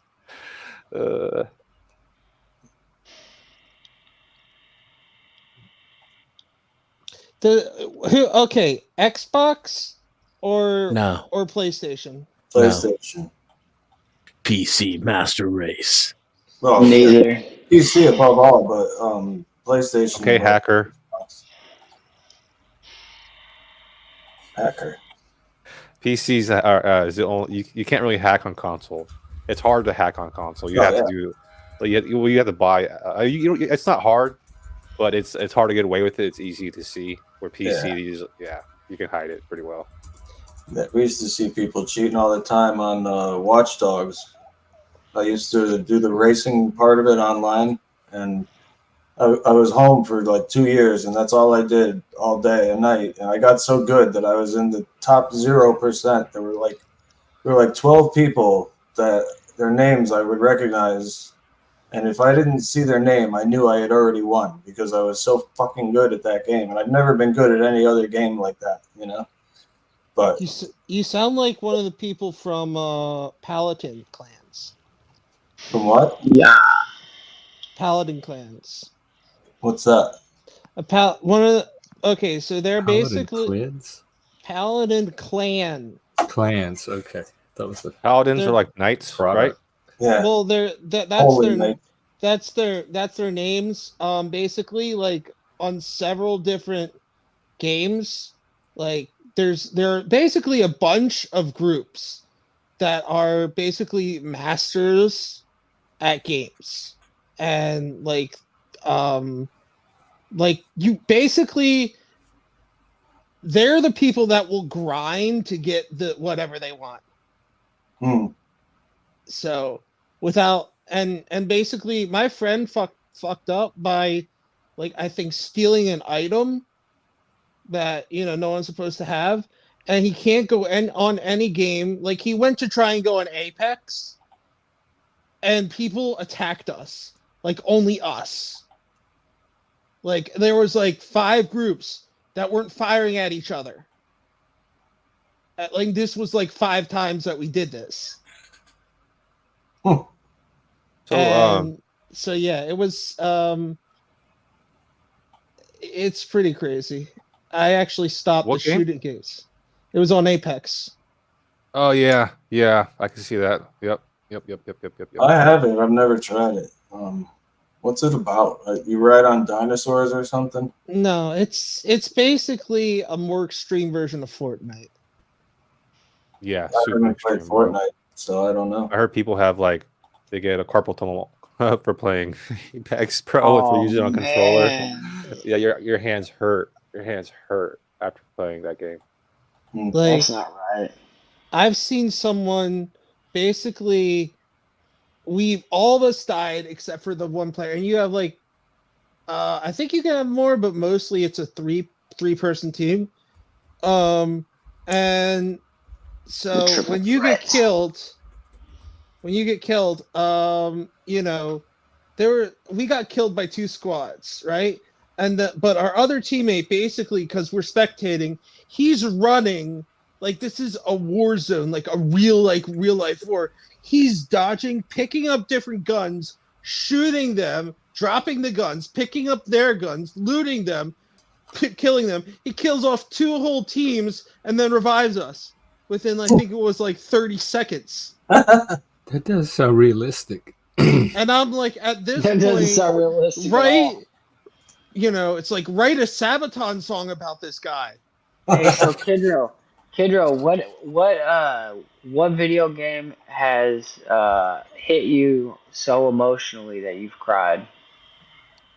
That would probably be The Walking Dead. The comic first play. Or the show? No, the video game. Oh, okay. I never saw that one either. You know what's fucking cool as hell is playing Resident Evil 4 on VR headset, like the Oculus 2. I don't know if you ever played Resident Evil 4, but man, it's a good game. It's and in VR, it's crazy. It's like go ahead. No, you're just in the game. I mean, it's the same exact game, same exact graphics, but you're in it. I heard Subnautica in VR is crazy. What's that? I wouldn't say. Well, how would you guys describe Subnautica? It's an underwater survival based building game. Yeah, it's not like I wouldn't say it's a horror game. Hello. But it's a survival game. Underwater. Wow. Like really immersive. Yeah, literally. I joined the panel because there was a question that I found kind of interesting, which was what game hit you hardest emotionally? And there was a game that affected me emotionally when I played it, which was quite a long time ago now, and that's Final Fantasy VII. No way! No way! Yeah, when Aerith died. Yes. That was like a kick in the bollocks. That was. Oh my gosh, I remember that part. I had tears in my eyes. That was the first time I ever cried from a video game. Also, there was another game that affected me emotionally, but in a different way, and that was BioShock. Because there was one scene where there's like this kind of woman kind of stood over a pushchair, like a perambulator. I don't know what you call them in America. But yeah, and she was. No, it's more like a wheelchair. Not the forward-facing ones, the ones where the child would be lying on its back, kind of facing the mother, with the head furthest away from the mother, feet towards, or a stroller. Stroller, right? Okay, yeah. And I found like there was just this one scene where this kind of woman was bent over the stroller, saying really creepy things. That just creeped me the fuck out. Well, for me, it was Silent Hill 3. I got lost in this cellar, and like, you know, the only thing you would find is like a bloody cell with a black magic book in it. And after a while of not being able to find my way out of there, I just started getting really creeped out. It was like, it gave me an evil feeling, you know?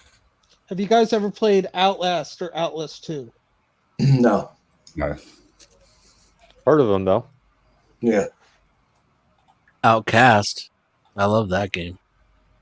What's that? Halo was the game that affected me the most. I didn't cry, but it was the game that was the first time where I didn't have a bedtime.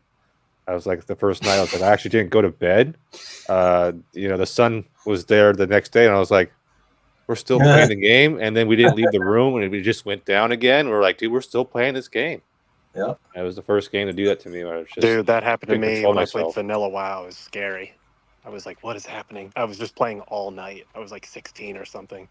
It's like, oh my lord. Has anyone the Telltale games is what really gets you? I never played those, but it's mostly because I don't like the art style.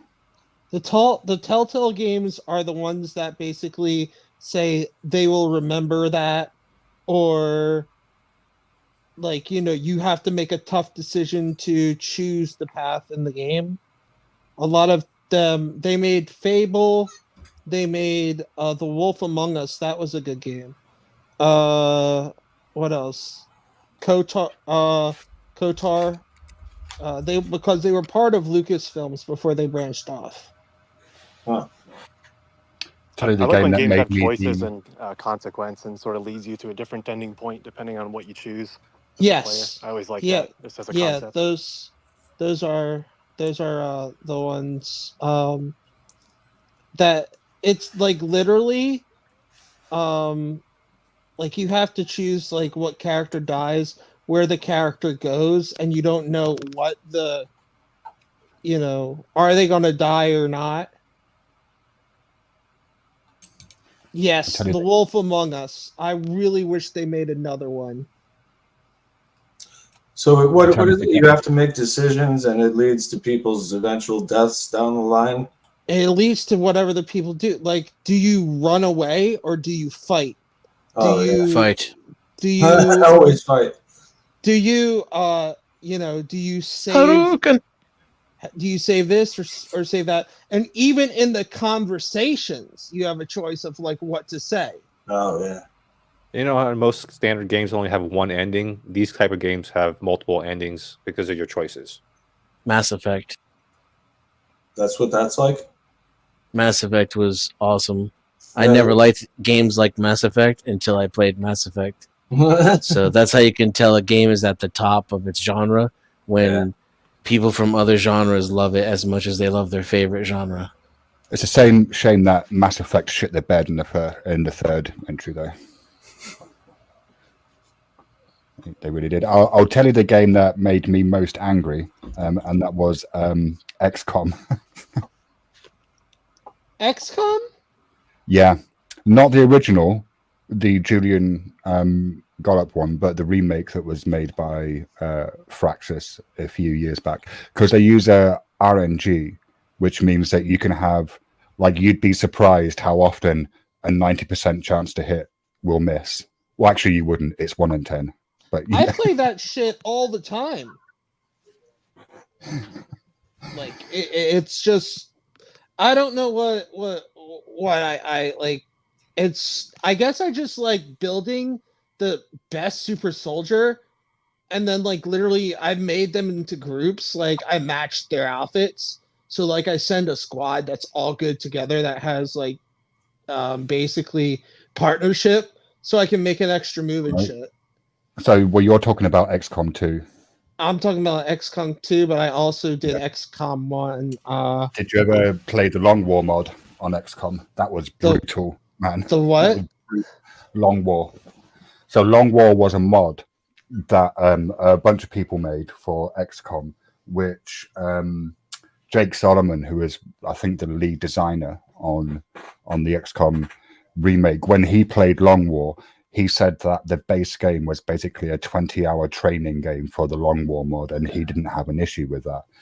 And then they got that modding team to release some day one mods for the launch of like XCOM 2. But the Long War mod for like the first XCOM game, it was fucking brutal. I mean, you made the game a lot longer, hence you know the name Long War. Mm-hmm. They've actually got a game studio now. Those guys, they formed a company, and they're making a game called Terra Invicta, which is like it's you know a similar premise. Aliens are invading Earth, but it's I haven't gotten very far into it, but it seems to have two kind of phases. One is like this geopolitical, like you've got to manage countries and organizations and as the aliens are invading. And so then basically capitalism alien simulator. No. No. That's massively reductionist. And then the kind of second part of the game is you build ships, like you go into space and you build ships and have space fights. Well, did you ever play Eve? Eve? No. I didn't play Eve. I've seen quite a lot of videos about Eve that are very. Yeah, I've seen a lot of advertisements about it. Yeah, it looks cool. I started it and I couldn't get anywhere, and I got trapped and like where I couldn't do anything anymore, so I just gave up because it's very, I don't know, it's a lot of grinding, I think. It is, but I think one of the fascinating things about Eve is that it's all player driven, isn't it? Yeah, there are fleets. Yeah, there's a whole groups, fleets. They have massive wars, I guess, and they've had the largest online battles ever in Eve, haven't they? That's right. Yeah. I tell you a game that I want to get. It's just it was always a little bit pricey for me, and that's No Man's Sky. No Man's Sky is fantastic. It's certainly way better than Store Citizen. Sorry, Denizen. That was a dig at Star Citizen. I haven't even played the fucking game. I was gonna say, I think someone mentioned that earlier. That game is Denizen. No, it's funny because I played No Man's Sky when it launched, and it was fucking rubbish. Like it really was bad. It was terrible. And then a couple of years ago, I reinstalled it, and it's a completely different game. The graphics in that. I was at my friend's house, and I'm like, God damn. Like, because doesn't it like generate things as you play, so it's not ever like the same thing? No. I'm going to be honest. I'm not entirely sure how this would work. Like, I don't really understand the tech behind it, but it's procedurally generated. But then once it's procedurally generated, if both of you go to the same planet, you're both going to see the exact same thing.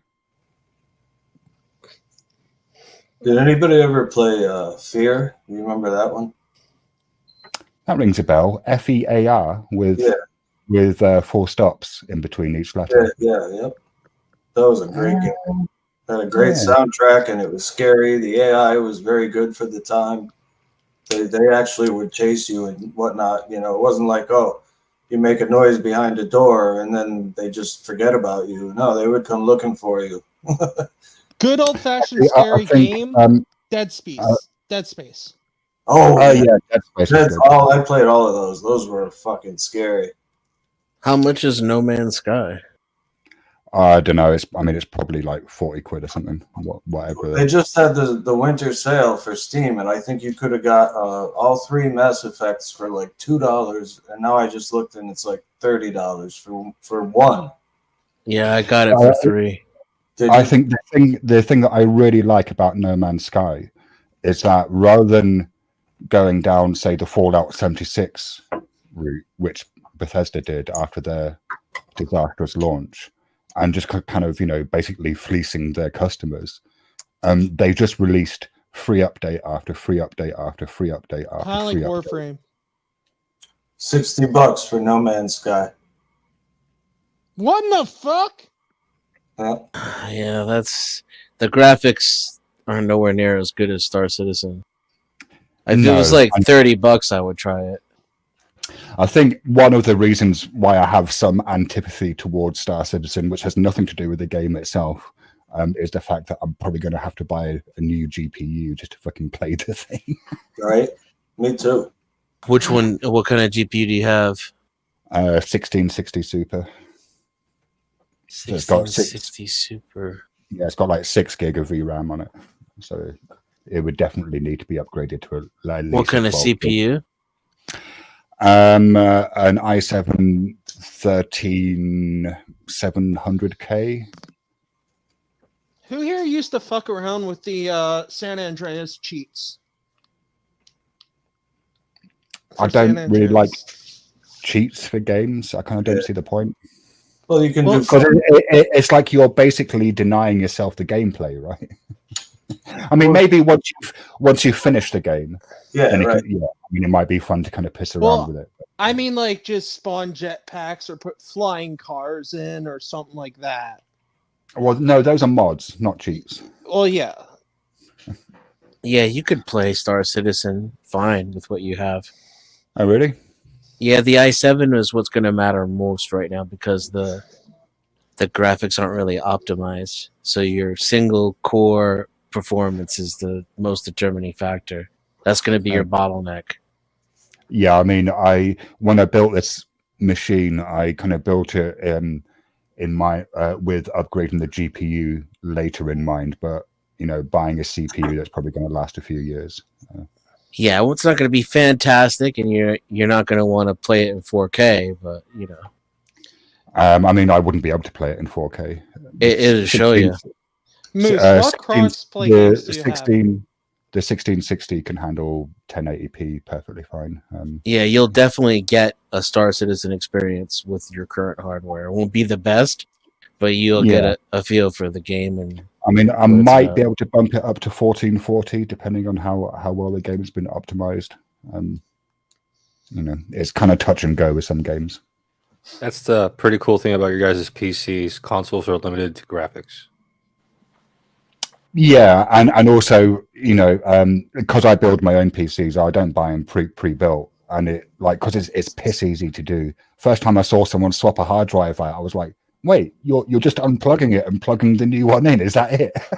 Yeah. And just a quick driver update or something? Program install. Yeah. Well, I gotta go, guys, but thank you for having me up, and thanks for coming to my stream. And say goodbye to Glenn. I mean, Glenn. Say goodbye.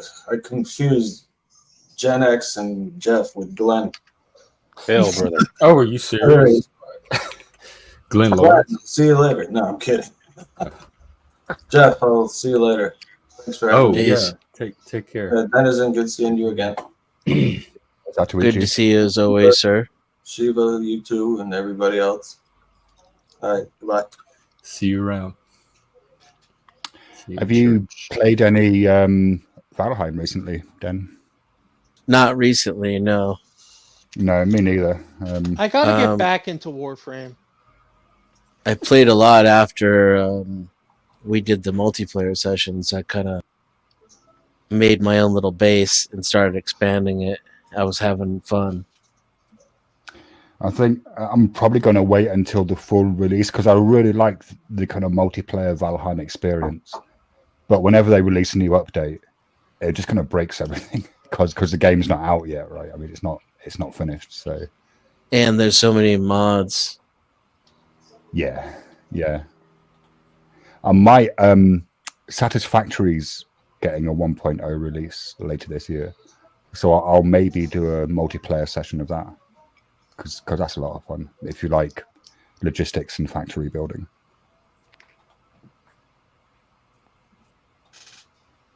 It doesn't sound like I would, but I'm willing to give it a shot. It's the first time I heard about this sorts of games was when Factorio was being released into early access. And when I read about it, it was either on probably some online article. It sounded horrible. It was like, who the fuck is going to find worrying about logistics and the transportation of goods like entertaining? Like it doesn't. You know, there's a reason. There's a reason that fans of the game call it Cracktorio. Once you get immersed, it's in like a can of Pringles. Yeah, and it turned me on to a whole genre of games that, you know, like the kind of factory base building style games I actually really enjoy now. I find them a lot of fun. My next project's going to be putting these two gaming PCs together and seeing if I can't get some progress going on that short film that I want to do. Oh yeah. What short film? Why would do you actually need to have them networked or just have them both logged in? If I want to do like shots outside the actor's experience, then I need to have them both signed into the online servers. Yeah. And so one game account character would basically serve as the camera, and I'd have to find a position where I could put it. And I can also change the camera perspective on each camera, so I can put it up in the ceiling if I want to, but then the other account would be the actor, you know? It would kind of walk through the scene. Yeah, that makes sense. Sure. You ever thought about just seeing if there's somebody who wants to make videos with you where he could be your cameraman? You just direct him. So he would have his own PC at his own home, and then you guys just coordinate together. So it sounds like that's a lot of work for you. I've always wanted to voice act. So, you know, Generally, Philip, I think when you're doing that sort of thing, you would basically, like, if you're recording something, you would just basically park your camera character, and then you would do the stuff with your other character, and then when you want to have a different shot, you would just move your camera character to a different location, and then so it's not like it needs loads of coordination really, because you know. And if someone really wanted to help me, they would be like an actor would be a lot more helpful. So I would be the camera account, you know, and the director. I see what you're saying when it's stationary, but it's also be kind of cool if he was like walking across the level for someone to walk with him. You know, instead of just post camera angles. That I can do with one account, right? I can turn on some bobbing. I can turn on a little bit of lag. I can change the focus, and then I can just zoom out on my character in third person and kind of do that. And then I will at some point probably need someone to sign in to one of the accounts, because if I'm going to want to move the camera at the same time as the actor, that's just not, I'm not going to be able to do that. You might be able to actually like group the two operations together where the camera moves with you. You know, like you press one button, but it moves two keyboards, kind of like it hits two keyboards accidentally somehow. I don't know how that works. You'd need to have the machines networked for that, wouldn't you? In some fashion, you'd need to have one computer communicating directly or with just, the other computer. two sticks. It's like Dude, press four at the same time. How did your voice just suddenly go that deep? Oh, my voice can go a lot deeper than that, my good friend. Can you do me a favor and start threatening me with that voice? No. Oh, kinky. Is that AI or is that that's a TOS violation, and it's not my channel, so no, I won't. Sorry. Is that your real voice, or is that AI? No, I'm actually quite good because I used to do quite a lot of scam baiting, which is ringing up scammers to waste their time.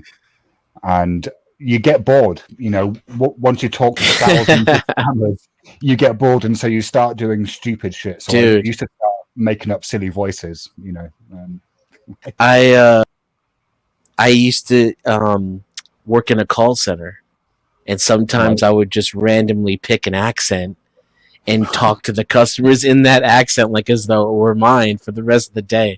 I've had people in the office cracking up. I love that. It reminds me of my student job. We worked at like a tech repair place. Such a good team of people. And that we would do that too. Just weird voices on the phone, pick it up, stuff like that. Hello there. I got caught once. Guy called back in, got me, but I didn't know it was him on the other end, and he's like, "Are you the same one I talked to earlier with the accent?" So then I started creating names for my characters. So like my Australian guy was Steven. So that way, if I answered as myself, I wouldn't get caught, and if I answered as my character, it would be consistent. I'm interested in Shiva. What was your most successful scam baiting voice or character, in your opinion? Well, I mean, I suppose successful is, I don't really like, there were voices that were popular. Yes. So one that was popular was a character that I called Wilberforce, who was like a really old man. And on my old scam baiting channel, which I no longer can access because I'm very clever and I forgot the password. Well, can we meet Wilberforce? It's been fucking ages since I've done. Come on, brah. Well, I've got a problem with my computer, you see. So I was wondering if you could give me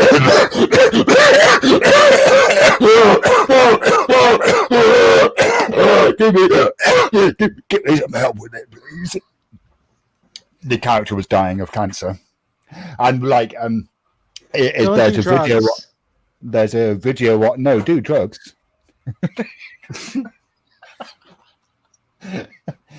There's a video on my old channel. I probably haven't got that voice quite right, but there's a video on my old channel where there's quite a long bait. Because I used to try and do straight baits where I wouldn't.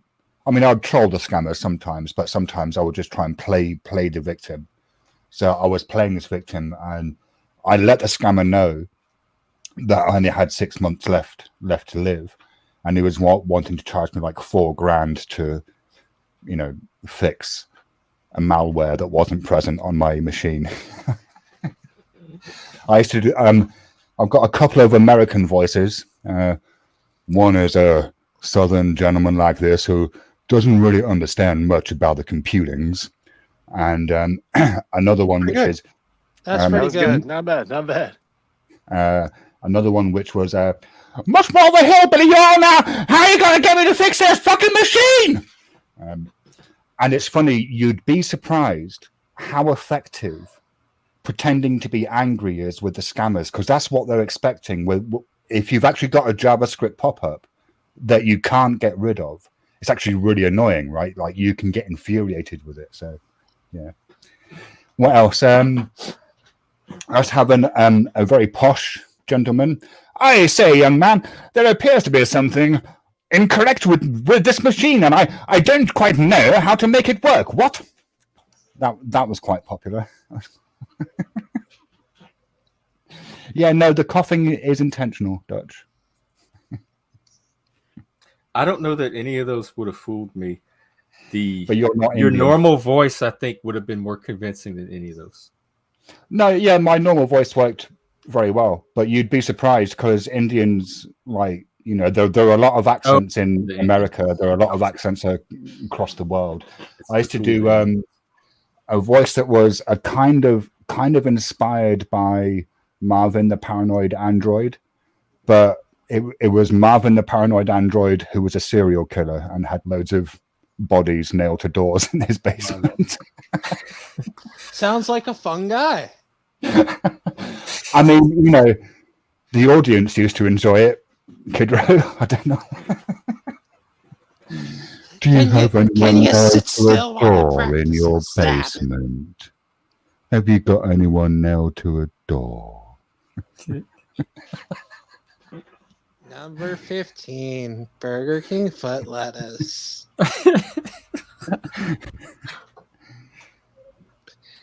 I would like to buy a Snickers bar. I You used gotta to do that. Pitch your voice lower than that, man. You know, one way, if you want to pitch your voice lower, spend 5 minutes just chanting a nonsense phrase over and over. And I Like found what? this, I found this from the recitation of mantras, which have no kind of literal translation. They're essentially just like sounds, right? But that have a symbolic meaning attached. And then what happens is, as you chant, your vocal cords kind of open up, and so your pitch drops. Yeah. I heard someone suggest talk with the back of your throat.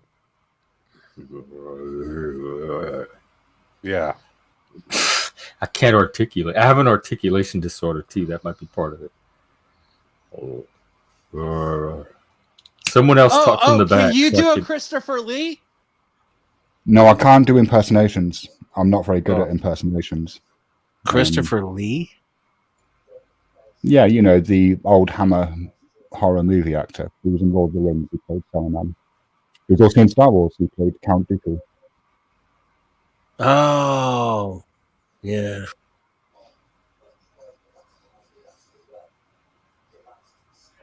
Come on, I thought you guys were nerds. What the fuck's wrong with you? I know. We have a Star Wars No, nerd I'm- here.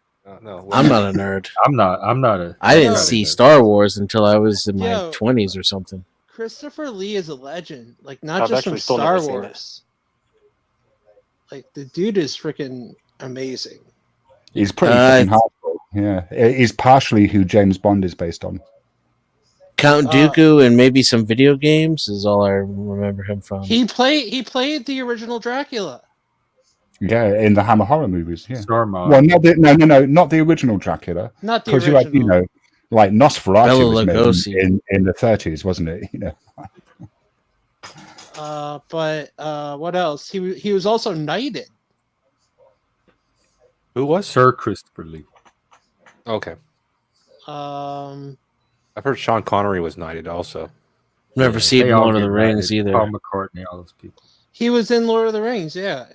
Have you Yeah, read Yeah, I the book? haven't seen that either. He actually corrected them when they said, like, well, can you make a sound when rather because they're like, well, why aren't you like, you know, screaming or anything? And he's like, well, that's not what it sounds like when someone stabs you and you die. You gasp and you like you die.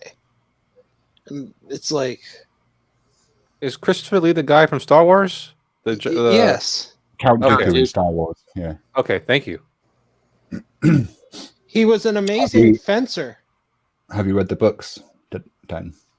No, Of what? No. Lord of the Rings. I'm not a reader. You don't I read try- it? That sounded. I- Why did you have Not a faux really. English accent when you said that, Dan? How can you not read? Or was that coincidental? Coincidental. I mean, I read stuff online. I don't really read books.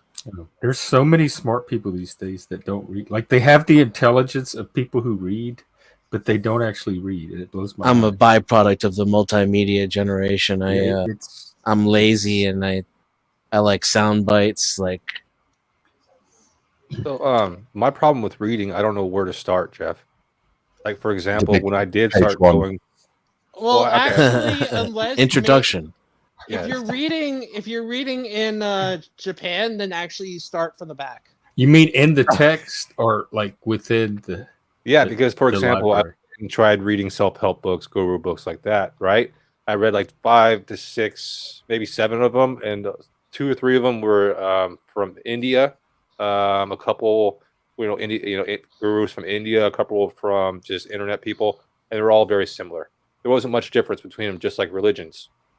And I was like, well, if they're all the same. Well, pretty much everybody's writing the same thing or repeating what other people said. Where's the stuff I do not know about? Where do I start? with life choices. Start anywhere in Western literature. Start with the Bible if you want, or Greek myths, or Shakespeare, or Plato, or just start anywhere, and you'll find a thread that takes you all over the place. What you reading for? It's funny, if I'm presented with a choice between a video tutorial and a written tutorial, I will always choose the written tutorial because I can read a lot quicker than the person can speak. Yeah, I can't too. I much prefer text. Wow. Yeah, I retain better process text a lot faster. with the written Yeah, one. see, videos work better for me. Do you play them on high speed? Yeah, I usually skip too. So I play them on high speed, and I use the keys, the JK and L keys. Oh, what does that do? Like fast forward?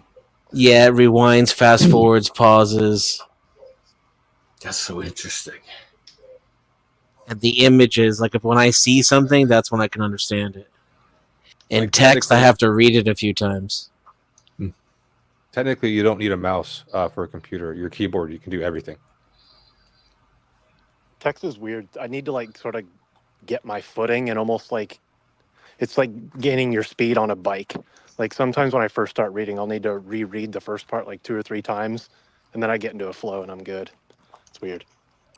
I had that experience reading Paradise Lost because the language is so anachronistic and not what I'm used to.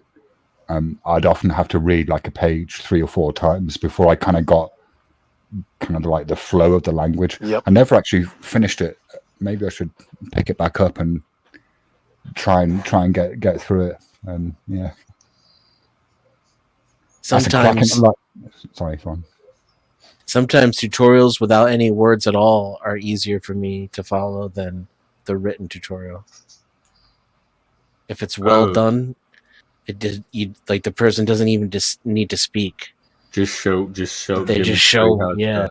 They make it obvious what's going down just visually. Chris fixed his whole car from watching YouTube tutorials. Legend. When I was making this PC, I used ChatGPT to make bespoke tutorials for the specific hardware that I have. That's very useful.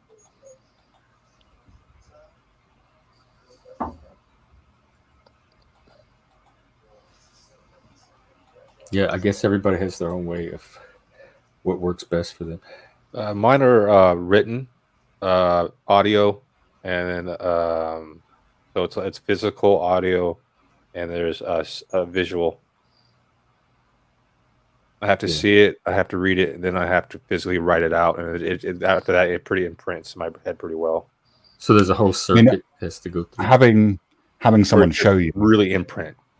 Yeah, having someone show you, I think, is the best way, isn't it, to learn? Like, so they show you whatever it is that you're wanting to learn, and then you copy them, and then if you get it wrong, they go, "No, you're doing that bit wrong," and then you refine the process. Like, It sucks because people are like, "Well, how come you don't do the research yourself?" I'm like, "Well, because this is how I learn."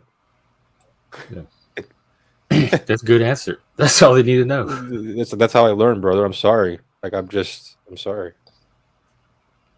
Now we have the learning police. Yeah. Dude. Okay. Have you guys? Okay. So I've noticed a couple people recently in the past months have been going around as more morality police on the internet. Oh yeah. Is that okay? I mean, are you asking? Are you asking a moral question there, Philip? Like, is it morally? That's beyond my. Are you what? Policing our morals right now? No, because I don't think it's our job. It's not my job to do it, so I don't have. It's not my job to do it. That to me, but I've seen other people do it, and I've seen actually a lot of people try to do it. It's just like it's not my job. Yeah, usually those people are the least qualified to be doing it, and they just impose their own, kind of abuse. I just like people. I'd rather people see them do it and then make their own decisions. As an American, there's no way to stop them from doing it. I'm bored with so-called freedom at this point in my life. That's so. Oh well, and I'm not quite yet. So enjoy your whatever is post freedom to you. It's But- fun. Post freedom is discipline. What I found, and I get this is just personal. It's just me, and it might not apply to anyone else. Is that when I restrict my behavior, in certain respects, I'm kind of freer than I was before. Because I'm not kind of bound to whatever that particular behavioral pattern is. God, why can't all panels be this chill? Yeah, I've heard discipline is actually a big form of freedom. They lack discipline. No, I don't think they daddy lack thing. discipline. I think they lack respect for each other, and someone's always trying to be better than everybody else. Right. Well, When look you're at actually you, Mr. interested in Know-it-all. hearing. No, I'm joking. What was it we This were is the talking weed about panel. in that first panel, Jeff? It was similar along those lines, but I can't remember. Which one? Oh, about how giving up control. Oh also- yeah. Powerlessness. You were saying women want Give you more powerlessness. influence and more freedom. There's like freedom in powerlessness. She stoops to conquer. In admitting that you don't have control. Well, I'll admit that when I experienced that, but so far I don't. I've never experienced that yet. What I've learned is a lot of people waste a lot of time in things they can't control, and that sucks when we don't have a lot of time to waste. Yeah. I try to get really good at identifying what I can control and need to waste time on, and what I can't. But, and this might sound counterintuitive, wasting time can lead to insight. Oh yeah, absolutely. Like boredom. Boredom can be a path to insight because it's teaching you something about yourself. Yeah. Right. I think we talked about this yesterday, like how much human creativity and invention probably came out of boredom. It's crazy. There's always there's literally Well, I everything think has to be boredom tied. is like thinking, like like when you're bored, your mind is just wandering. So it's because a lot of time it's just, I wonder if, or what if, or like stuff comes in your mind like that, and then you're like, I should try that, or maybe that could happen. I think annoyance also leads to it too, like boredom for sure, but also like being annoyed with a step in the process can often lead someone to want to just reinvent it or improve it. Mm-hmm. Even though it's negative, being annoyed, it actually can still lead to. I don't think it's negative. Not like, well, negative is just a value judgment, but right. I don't That's consider it negative. Especially in this case, it leads to innovation. I do, because if you're angry, then you're bad from insight. Well, that's your story about it. I don't have the same relation to anger. I mean, I think like anger is a weird one because like you can one of the weird things about anger is that it does contain a certain level of insight. Generally, when people are angry, they're kind of angry about something quite specific, and assuming they're not subsumed within the emotion, they can normally articulate why they are angry. But it's like they can also project, though. Well, yeah. I mean, we all can't we? No, I can't. Stop beating on me. Right. Fuck you, and stop breathing my hair. I'm not breathing your air. I'm in a different continent. This is my hair. Hey, are any of us named Brandon over here, bro? Did you see us going? We ain't sniffing you, bro. You're safe here. You're safe. Well, what do you guys think is the most common reason for anger is? Well, I want to hear. Finish hearing what he had to say about anger, because I think he was going somewhere. Yeah, I think the issue that I have with anger is that, like, if I'm angry with someone, I'm actually not seeing them. What I'm seeing is my own emotional state. But and it's only when the anger has kind of dissipated somewhat that I'm actually able to see things with more clarity. No clarity. I kind of know what you mean, but I take a little different view on it. I think the anger does have, because you said yourself, it has some kind of insight in it. So it's not the same insight you get after the anger subscribes and you can look at it more dispassionately. But I think it's a combination of those two perspectives. You need the anger, the truth that comes from anger, and you need that insight that comes from having that broader perspective. And then you synthesize those to get the full picture. And that's why the anger is, I need both. That's why I can't have that. I need to let the anger flow out so I could get that information that I need to add to that second perspective you talked about. In the Buddhist tradition, there are said to be 3 mental poisons: craving, greed, aversion, which equates to anger, or at least anger is a form of aversion, and ignorance. But they're said to have positive corollaries. So the positive corollary of ignorance is equanimity. The positive corollary of craving is faith. And the positive corollary of anger is wisdom. Very interesting. What did Blake say? The tigers of wrath are wiser than the horses of instruction. Tigers eat horses. Tiger. Right. Dutchie makes a good point. With neurodivergent people, we don't always have the option because it takes a certain amount of executive functioning to even do the kind of regulation that some people expect. And we don't always have that, just structurally, like brain-wise. I got your serendipity right here. Is it in your bum hole, Denizen? Z the beta, can you flash so I can see that you're not one of our trolls? That you're a human being before you porn bomb me? Yeah, and does anybody know Z the beta?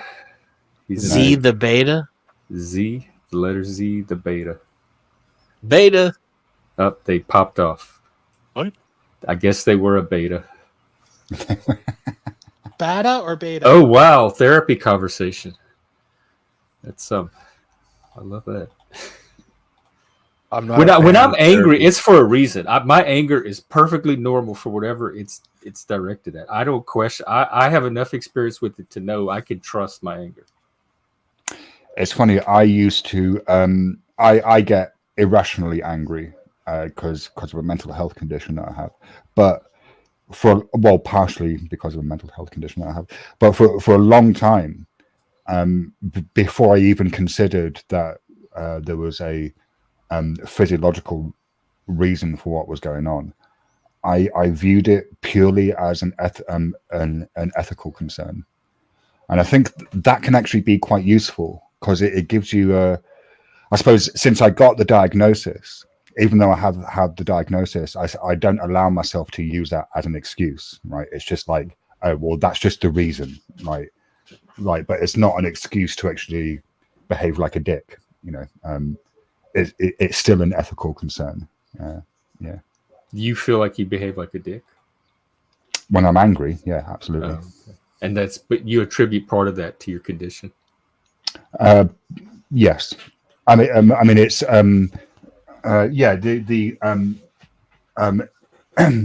kind of irrational, aggressive attitudes are part and parcel of this disorder. Because that can happen with PTSD too, and even things like autism, the outbursts, the tantrums, the meltdowns. Yeah, that's what I'm talking about. Although I don't often like to use the term PTSD because then that just leaves you open to people who don't understand what PTSD is, thinking that you're just using an excuse. And I have to say, I still get a bit miffed that the word triggered has been co-opted to mean annoyed when it actually has a specific medical definition that arises out of the Your mic got muffled there, Shiva. That was probably just, I need to position myself properly. There we go. There you go. No, just use your man voice. I only have a man voice because I'm a man.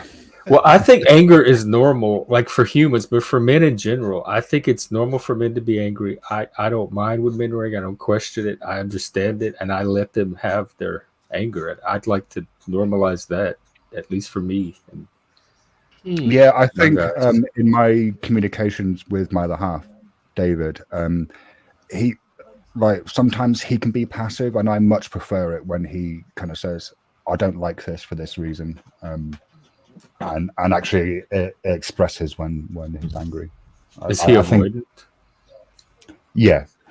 There's an aphorism that I quite like, which is honest collision is better than dishonest collusion. Yes, I hell don't Satan. like. Amen. I do not like wordplay. It hurts my brain. Well, it's I mean, I suppose it is a bit of wordplay because the words sound very similar, but it's basically saying it's better to have an honest conflict that you can get a true resolution from, rather than pretending that everything's okay and just kind of sweeping things under the carpet, because that just leads to the buildup of resentment and bad feeling in the end. Are people fake if they try to hide their anger? It's masking. Is that a negative trait? I think it depends on the context, doesn't it? I tend to think transparency creates trust. So I tend to trust someone more if they can just be raw and transparent with their emotions. And people that try to mask, I tend to trust less. And that could be a subjective thing, but that's just my response to that kind of stuff. What happened? What happens if someone expresses their emotion physically?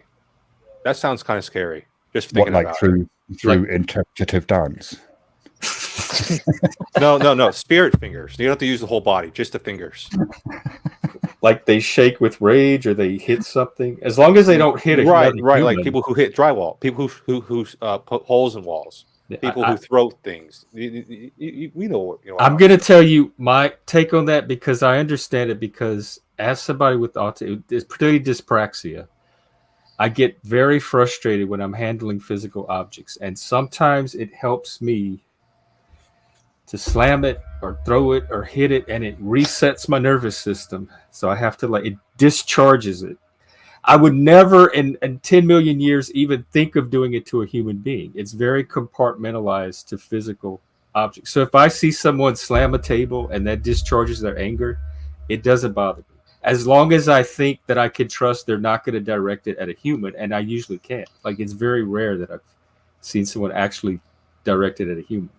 No, I completely so for me, I have a little more tolerance and latitude in that area. I completely understand. I've done that in the past also.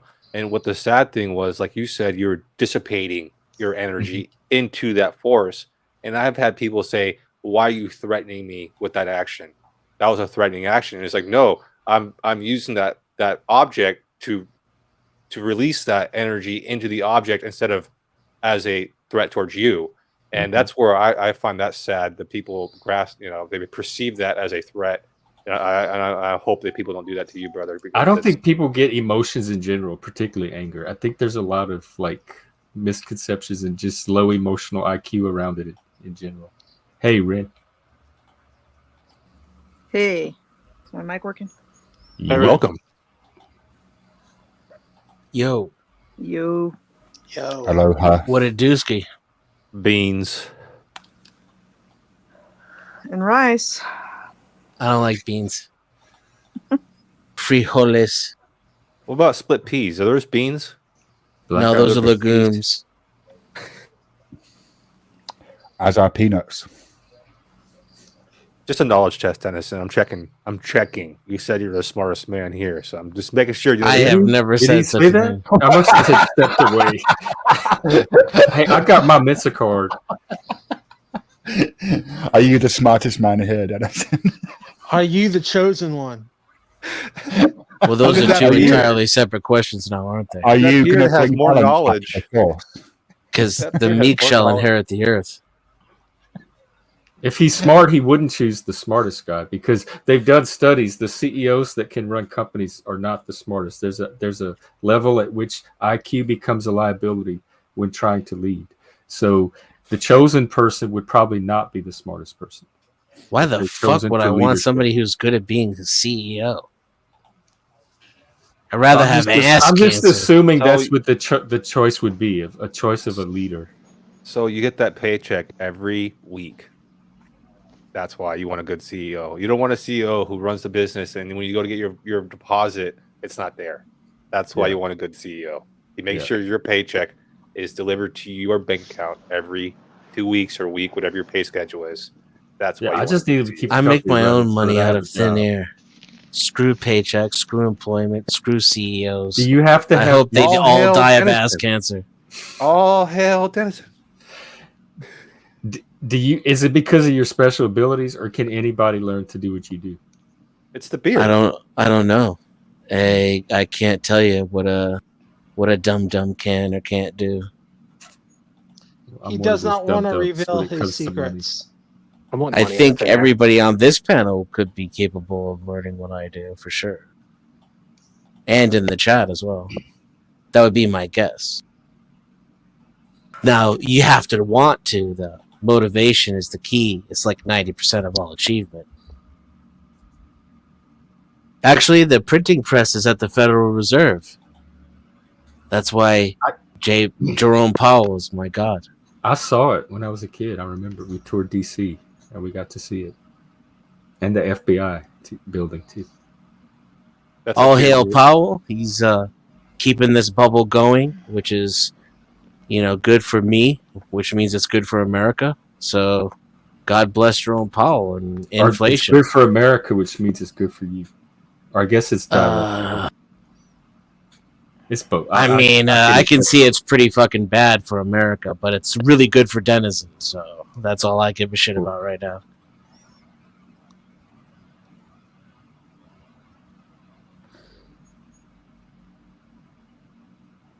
I guess that was a mic drop.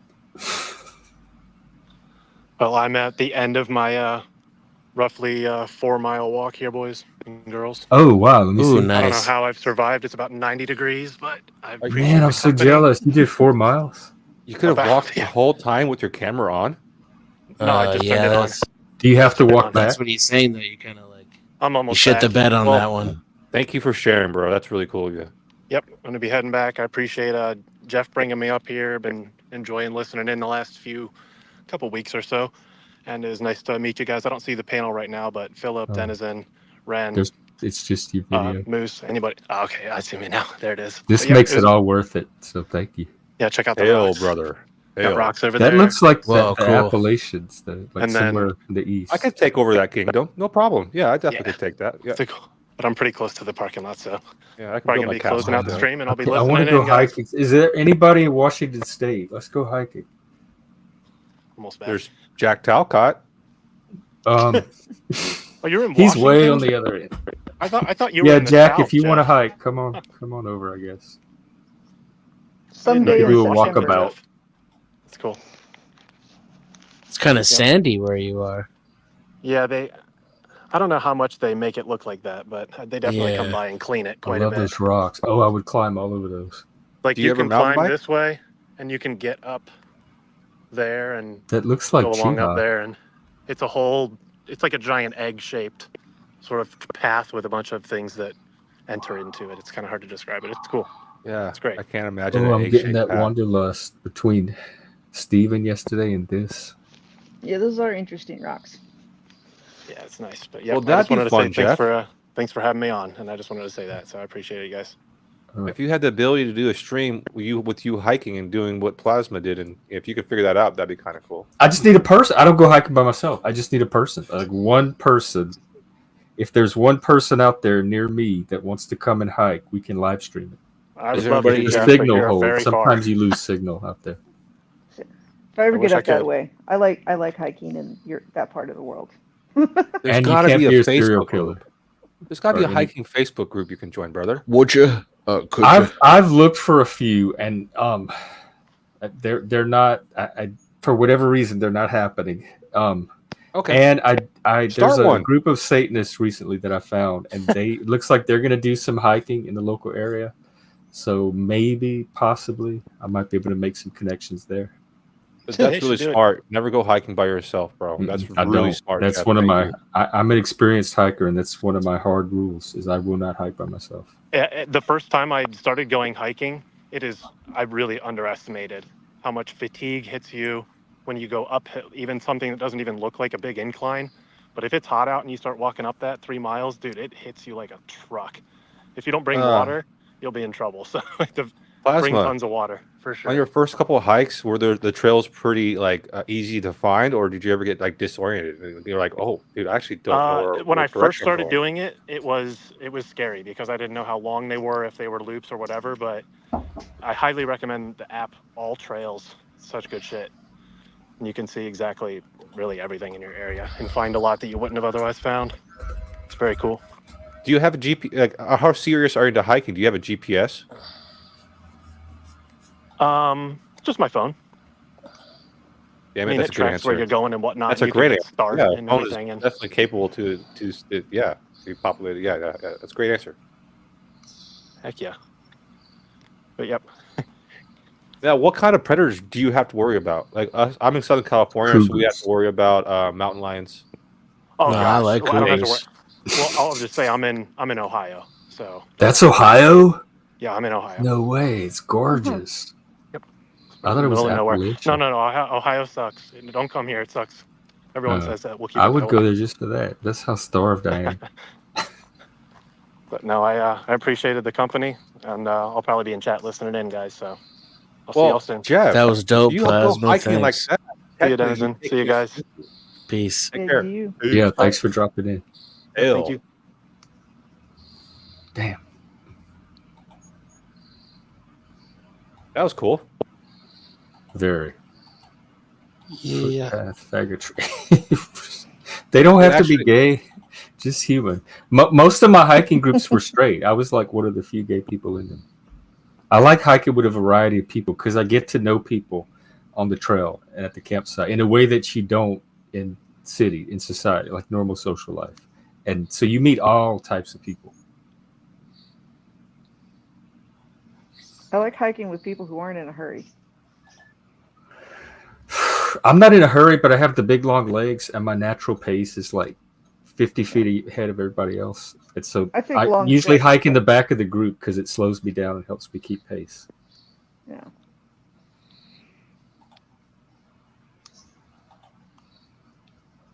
I'll don't start walk hiking slow, but I soon. don't That'd be hurry fun. either. That'd be really fun. Yeah, y'all stream. We should do a little hiking stream. I'm thinking about getting maybe a tablet to help stream on mobile because I don't feel like a phone just isn't capable. Like you can do it, but I just don't think a phone's capable. Where a tablet might have more processing power and ability to have a better product. Plasma, was that just your phone? That was pretty high. I heard def. iPhones are really good at streaming. I could be wrong. That's what I've heard. Yeah. I need to get a stick. That's what I need. I think the cameras are usually better on the phones, but the ability to see what you're doing is better on a tablet. The live stream quality is going to depend on the connection quality more than the camera at that point. But then if you're to upload the video later, the iPhone's going to be superior. Now, what do you think about the ease of use on StreamYards on a tablet compared to a phone? Do you think it'd be easier? That's what I was thinking, that the actual On program a tablet, itself yeah, for sure. would be more user-friendly.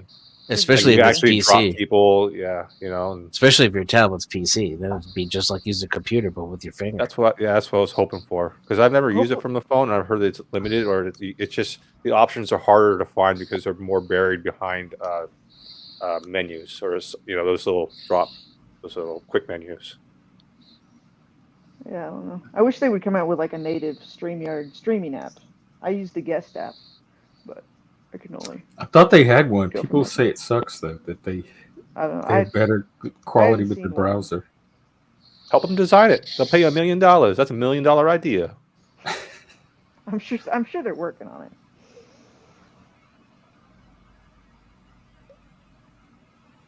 Are they done working on it yet?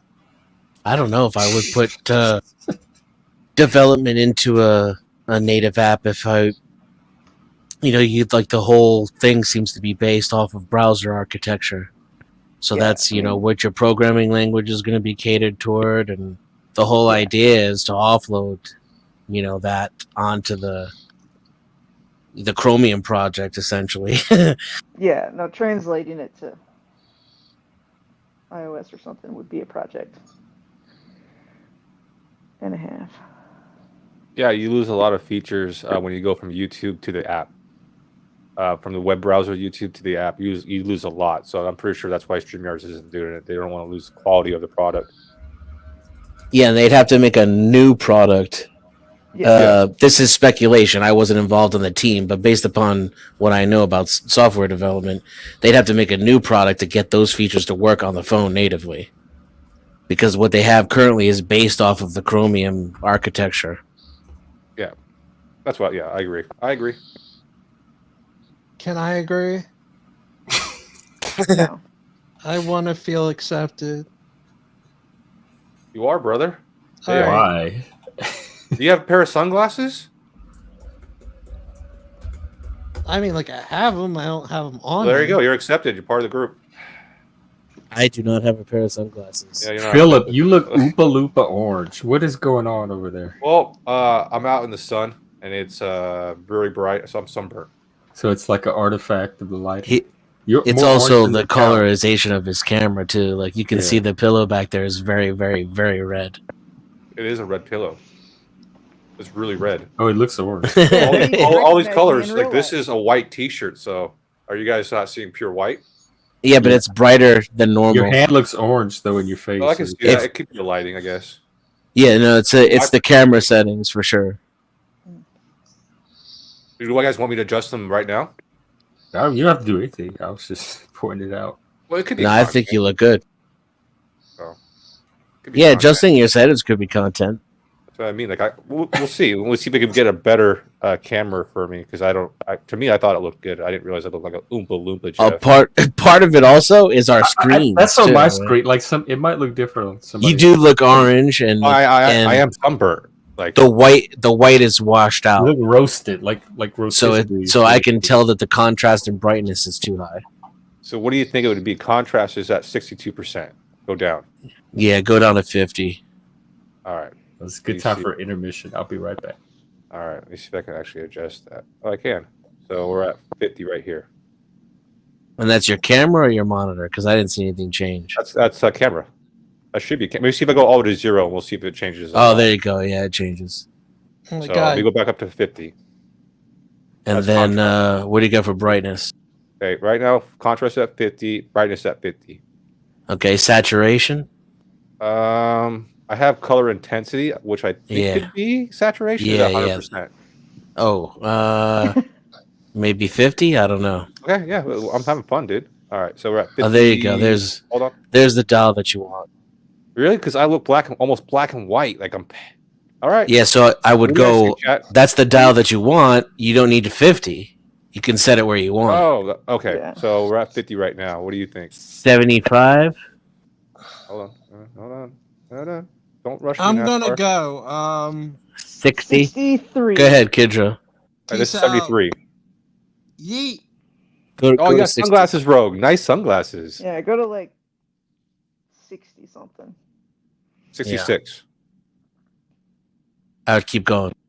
Okay. Down or up? 60. Down. Okay. 61. And that's pretty close. Yeah, it's getting close. I agree. Maybe 55. You see what 55 looks like. I can get 56. That looks natural to me. Yeah. Okay. There you go. See, look at that. Bam. Thank you, guys. No problemo. You could also turn up your contrast and your brightness now to make it look less dull because you fixed the saturation. It's up to you guys. Should I do that? It's up to you guys. Yeah, give it. Let me open up that menu again. Put a little the punch that you took out. Put it back in there where it's supposed to go. A little bit of brightness, a little bit of contrast. All right. So we're at 50% contrast, 50% brightness. I would do 60-60. Okay. What do you think, chat? Okay, we're at 59% and 60. Yeah, I like it. So let's see what the chat thinks. Yep. Thank you. Spray tan guy. Yep. Hey, You look like an yeah, Oompa now Loompa you running a look, taco truck. yeah, Donald Trump is my. Is my, that the mentor. Rachel Dolezal filter? Oh, shit. All right, there you go. Thank you. That was fun. Jeff's back. That was perfect. All right. Like a good golf course, too. Like a high-end, classy one. Yeah. There you go. Yeah. Like a Tiger Woods golf course. Boom. I like it. Looks like an agent from the Matrix. So is that your Well, how do you do it? Your camera settings? I have a Logitech Brio camera, and it has okay. settings I can So it's adjust fancy. by a program. It's I had to download it. I guess it's a driver for the camera. There we go. Sun-kissed. That's one way to put it. That's Perfect. hot. Welcome. All right. How about Jeff's camera? Can you do that at all? What camera are you using, Jeff? I have a I'm still on the laptop camera. Oh, that's a great camera. Oh no, it's just a little low. It's 720 low res laptop. Rock and roll. I plan to upgrade as soon as I can. What would you upgrade to? Eventually, like a whole room in the house where I could just do streaming, but a microphone, camera. Probably need a new laptop soon. If you had to save up lighting, money, maybe a green screen. I have 2 ring lights right here that are, I believe, 8 inches around. Oh wow, the big. I need to turn on my Cool. camera so I don't feel left out. There we go. If you can get one with he has sunglasses, that'd be great. Or you crop in sunglasses. That would be better. You crop in some sunglasses. I'm gonna look for that right now. Oh my god. No restless leg syndrome. I see. Oh, do you have that? I have friends who used to do that. I had a friend who used to do it, and he Yeah. had this medicine he had to take for at night to stop it. And it's like all of a sudden in class, you just start you hear the tapping of his shoes. You look over, you're like, he's just like, yeah, he's going like a bunny over there, thumper. My legs can do that in the right situation, but it's not continuous, and it's not when I'm trying to sleep. Yeah. But I know what he's talking about I when you can do the foot you get your leg going like a jackhammer. Yeah. It's like, why is the bench rocking? Oops.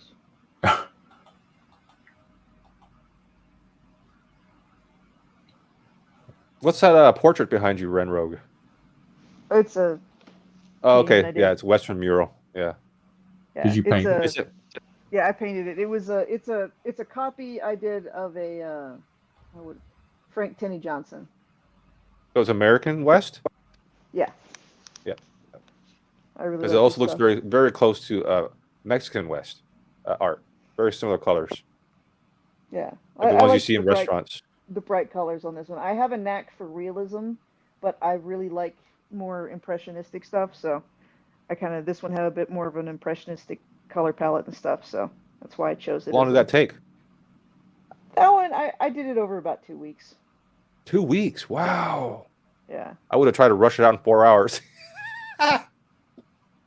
I mean, I don't know how many sessions it was. It was probably half that many, but I'd work on it for a couple hours at night. But, Did you do the rug behind you too? Behind it? No. It's just there. Yeah, one of these days when I get back to my normal, when I get my house cleaned and get my setup, I have a more original painting that I usually put behind me, but this is the one I have right now. It's my favorite artifact that's the closest thing to like a snapshot of something out of my brain. Oh. It's a image of it. It's like a seascape and like a stormy seascape, like and then there's a ship being it's like a seascape being poured out of a pitcher, and then it's like the back. It's like in a mad scientist laboratory. I don't know. It makes sense to me. I can't wait to see it. Yeah, that sounds actually really cool. I have pictures or something in my head, but that sounds really cool. Start it. Yeah. Let's go. No, for that one. We were talking about chaos surfing, Jeff. I have a like my next sort of internal, personal masterpiece is the chaos surfing wizard. I have it all mapped out, like what it's going to look like. Like, I know what it's the basic form of it, but that one's going to be a big project. Like the Silver Surfer? What kind of wizard? A chaos surfing wizard, surfing the He's not a surfing. surfing the chaos waves. Wow. What are the waves made out of? Like actual ocean, Chaos. or they're more like They're wave forms. Yeah, Yeah, What's I mean, the form of the in wave? the image, it's going to be Uncollapsed waveforms. There's sort of going to be a river, and then there's but then the shores are going to like meld into like canyon walls, and so it's going to be sort of non geometrically correct, so that it implies more of an odd spatial thing. That's so fun. You can do that because I'm all about what it's called when things mirror each other, so they have to be like symmetrical. And so I can't do that. I have a hard time doing things if they aren't symmetrical. So that's awesome that you can do that. You can make objects not what they're supposed to be. That's awesome. Yeah, my mom likes things level world. and symmetric, and Yes. she straightens the pictures in hotel rooms and stuff. No, I work construction, and I hang up these signs for the addresses and stuff, and I put the screw in, and then I like look at it, like, all right, I get a level, I make it all level, and this is just a sign for an address. It's right. That's all it is. It doesn't have to be perfect, but I have fun doing it, so I get paid to do it. Yeah. People probably laugh at me like, "What's just a sign, bro?" I can be a bit of a stickler for precision. I was raised to do things to a machinist's level of precision, so I do that. But they don't have to be level if that's not necessary. But I like my tolerances very close. Well, as long as it looks level from 10 feet away, that's my standard. It's definitely not machinist. Are you a fan of Rogue One, the Star Wars movie? Yes. It's an okay movie. I was just thinking about your name, Ren Rogue. I was like, Rogue One. Short for the Renaissance Rogue. Like. Oh, that's fun. It play on the phrase like Renaissance man or Renaissance woman or whatever. Yeah, I enjoyed Rogue One. I enjoyed the start of how Darth Vader and how I enjoyed it. If you guys haven't seen it, I recommend it. It felt like the old movies a bit more. Yes. Like it Yep. What was like a blend of both? Yeah. It was a good reboot, whereas the actual reboot was not. Yeah, I got so excited, and then I was so disappointed that I plotted out an entire 9-part series that is and is not. If you know what you're looking at, if I ever finish writing it, it will obviously be a critique of what Star Wars should have done. Ooh. I was rather miffed. Now, am I wrong to think that Rogue One is the only one that doesn't have actual Jedis in the movie? It's just the theory of the Jedi? Like, they know about it, but it's actually... I don't remember seeing Jedis in the movie. I can't remember.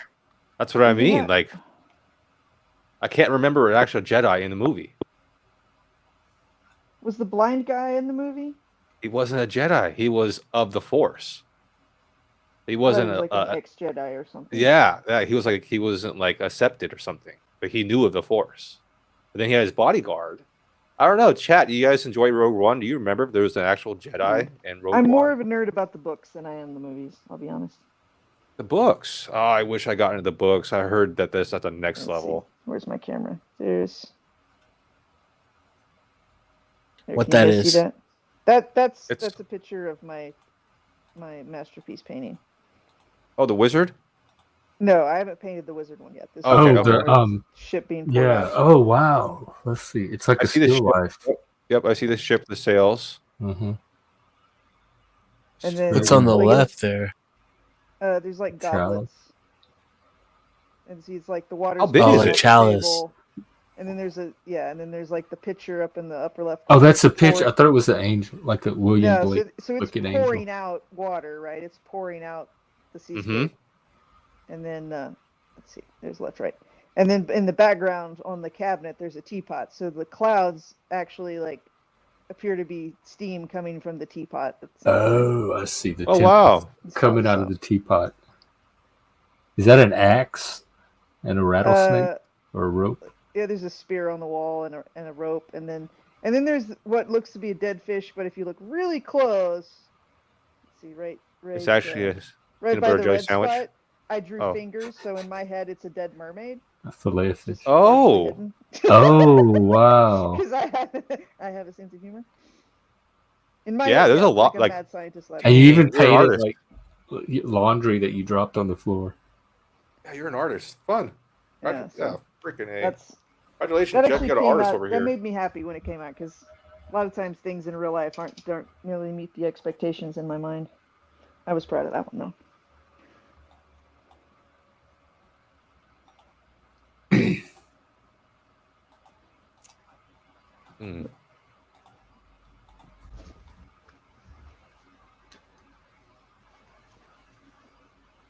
Well, does it seem to be winding down?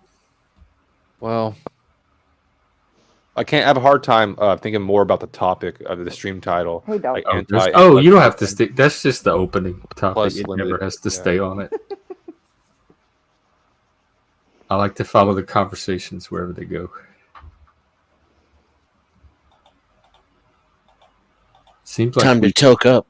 Reach completion energy or something. I don't know. Yeah, I had to work cattle all this morning, so I'm a little. Oh yeah, how did that go? You branded the cows? Do you guys cold brand or hot brand? Hot brand. Oh, old school. Does it smell like you know, like a cheeseburgers? Like burning hair. Burnt cake. Oh, it smells like burning hair. It doesn't smell like a barbecue. Okay. No, you smell burning hair. Yeah, That's we use rough. like electric irons and stuff though. Mm-hmm. I haven't had curling to do the old, smell. When I was a kid, we had like these butane powered racks. It was like a pipe with a part of the side cut out, to heat the irons. And I haven't done that in a long time, but yeah, the electric irons are bueno. I'm surprised they still allow branding. Well, there's plenty of people who have who have never met a cow who probably are against it, but I mean, they don't care that much. Cow doesn't care when you burn something into its skin? Not much. I mean, it's a real shallow, basically you get through the hair and what happens is you get through the hair and you only have to burn real shallow into the skin, but what happens is the hair doesn't grow back. And so you can still see it, right? So that's what makes it permanent. And cattle are, in fact, quite thick-skinned. Yeah. I mean, how do they react when you brand them? Oh, I mean, they'll react to it a little bit, but then honestly, it's more like once it starts and then they, it only takes a second and then they're more concerned with, honestly, they're madder about being in the chute, about being caught. You know what I mean?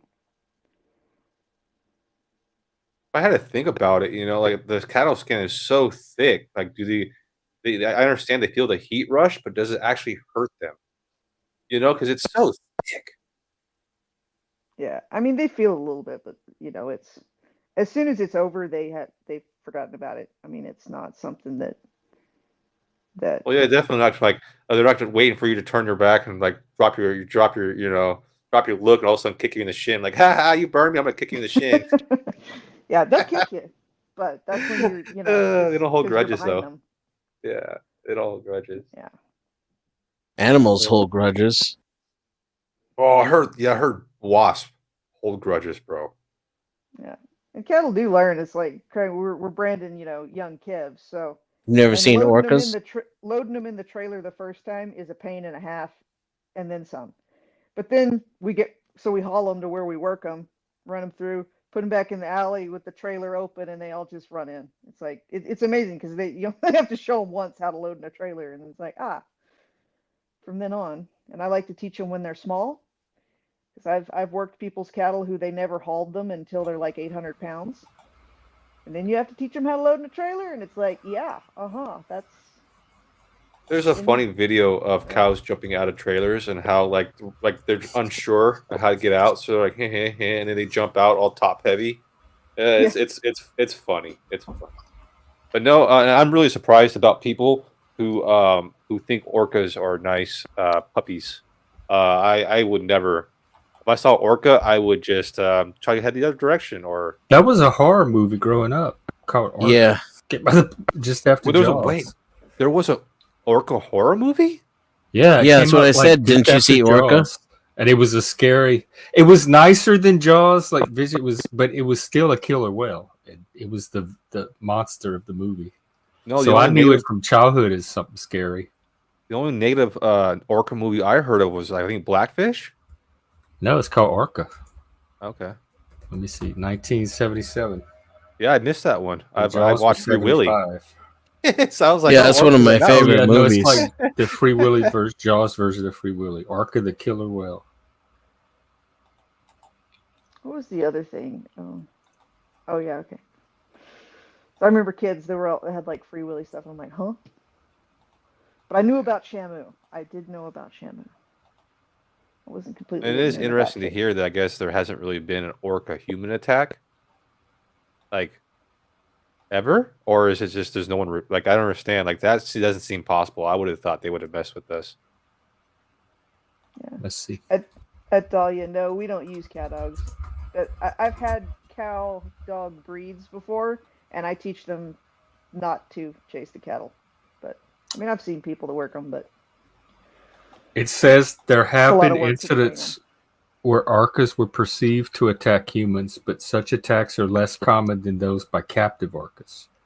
So in the wild, they appear to be less dangerous. There have been several non-fatal and 4 fatal attacks on humans since the 1970s. Oh, wow. Experts are divided as to whether the injuries and deaths were accidental or deliberate attempts to cause harm. I'm a big fan of those Mongolian shepherd dogs. Those are huge. But nothing messes with them. They'll protect all your livestock with no problem. Yeah, well, a protector dog is different than a herding dog, or a cow dog, one that you use to run them around. Like people around here use healers or border collies for that kind of stuff. And border collie is a great dog. My family, we always keep a Great Pyrenees. Mm-hmm. Because we live out in the middle of nowhere, and my mom's got one. She used to live out in the middle of the pasture, and the coyotes would kill her chickens.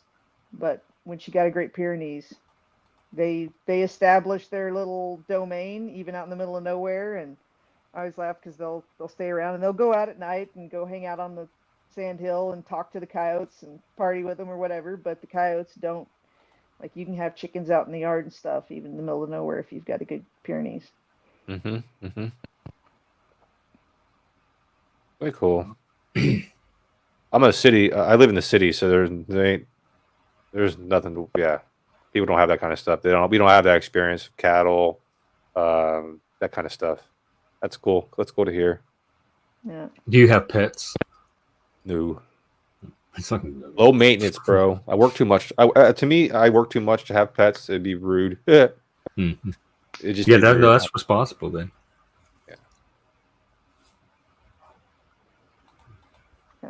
What do you guys think about people who are homeless who have pets? Is that to me that's kind of iffy. It's like, is that animal cruelty? Because you can barely feed yourself. How's your dog eating?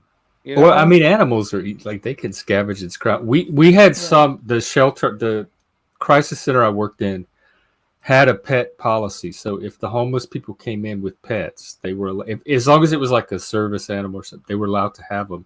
So I've seen the benefit. Like the mental health benefit that it can bring to sometimes that cat is all they have, like keeping them anchored to set. And so for that reason, I tend to make less of a big deal about it. I guess some people could. I feel like it makes sense. Like if I, didn't have any shelter, having me a, amigo that kept watch. Sounds like a good idea to me, safety, good point. Yeah. And most of they were responsible with them and everything. Like they made sure their pets followed the rules and they followed the rules. So they didn't impress with someone that was neglecting the pet or couldn't take care of it. Yeah, I've always seen that the homeless people with pets really appreciate their pets. They try to do the best they can with what they have for their pets. Especially if you had the pet before you were like you and the pet both became homeless. That's got to be hard for If you want both to see of a you, and then worthless, still wanting to a take care of the worthless pet. Look, a puppy. Yeah, right. I think I heard rabbits. It's my brother's dog. She's a choodle. She's half Chihuahua and half poodle. No way, that's Chihuahua. Yeah, half Chihuahua, half poodle. It's actually a great combination. Yeah, I think I heard gerbils and hamsters. I She's love a lot more her like laid back and eyebrows. relaxed compared to a full-blooded Chihuahua. I would never think that was She's a got, like, all the Chihuahua smarts poodle and- mix. And she doesn't shed as bad. But Like, They can just Mom, make my brother's dogs away in out of any other Alaska, dog. so for the summer, she's my dog. Yeah. Cool.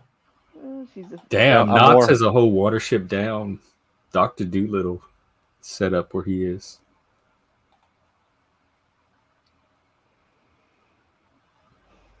I had a rabbit when I was little, and I had a cottontail, a little one that I found and nursed back to health for about a month. We had one for about a week. It hopped off. We let it out in the yard to hop around, and it hopped away. Oh.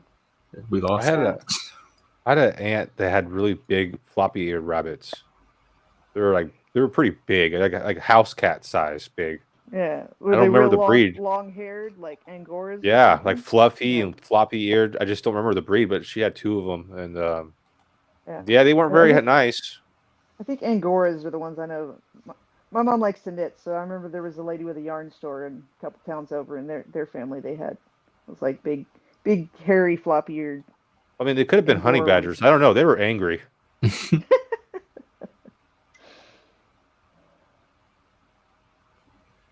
Yeah, I don't know that I've ever met a real friendly rabbit. Get more scratches for messing with rabbits than most critters. Yeah, because they use their legs to push away, so just scratching all day. Yeah. They got sharp little toes. It always surprised me, cats and their claws. The dogs don't do that kind of stuff, you know what I mean? But a cat will surprise you, and all of a sudden you get the claws, and they're just razors, bro. They're like, hell yeah, I'm just gonna scratch you with my razors. Yep. Little I've had Wolverines. many of cat scratches. I've got a few of those. I always laugh. Every time I've ever had like a cat that was mine, for me they were the most I honestly have this problem with most of my personal pets. Is that for me they are completely docile. Like I had this big old tomcat. I could just lay him around my neck like a scarf. He'd just chill there. Like But a Garfield colored one? He was actually a yellow cat. He was Those are very awesome. yellow. Those Garfield floppy cats, yeah. Yeah, well, no, he's not a floppy cat. He was just a Oh. rando cat that some people had some orphan kittens, and so I raised him from a kitten. But he had notches in his ears. He fought with everything except me. And then I've had dogs, and it's like I've had to get rid of some because they misbehave when I'm not around. When I'm around, again, they're just like super docile. But when I'm not, it's like it's really hard to teach them not to do bad things if they never do it when I'm there. Bro, I've seen videos of cats. They'll look at the owner, look at a cup of water on the table, look at the owner, and just go swipe,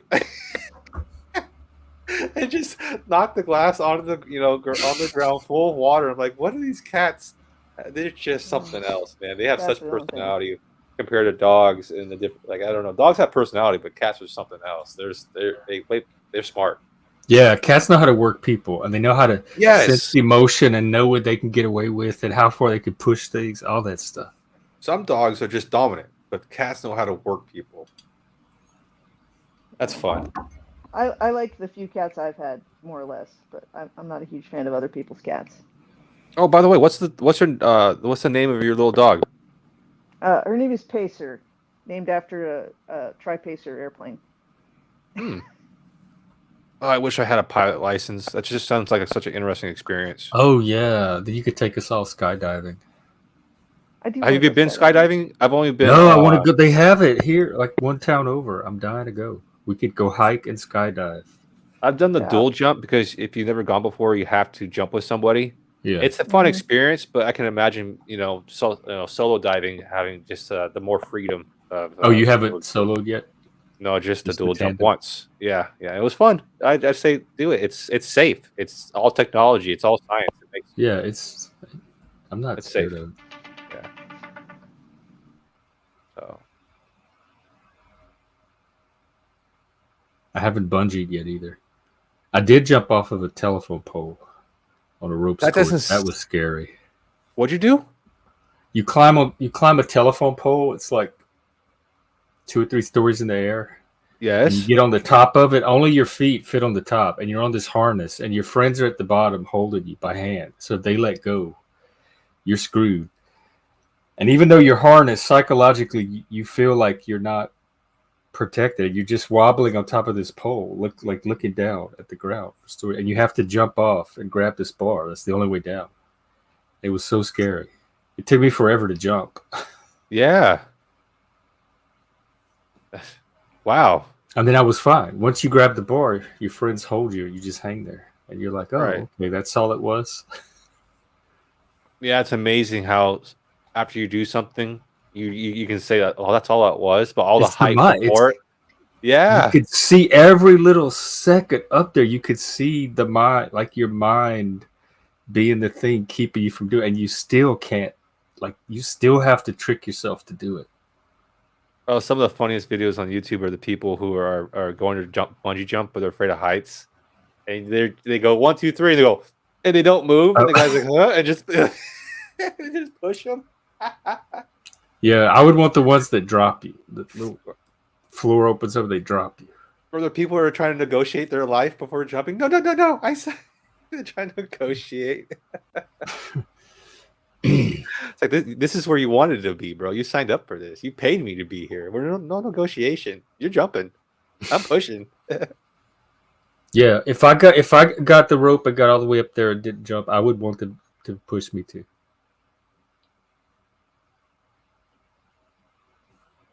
Did you ever have railroad trestles over water as a kid? That's what we used to do, is jump off railroad trestles and into the water. And there was like 40 feet. I think at least 40 feet. It was at least 40 feet. That was fun.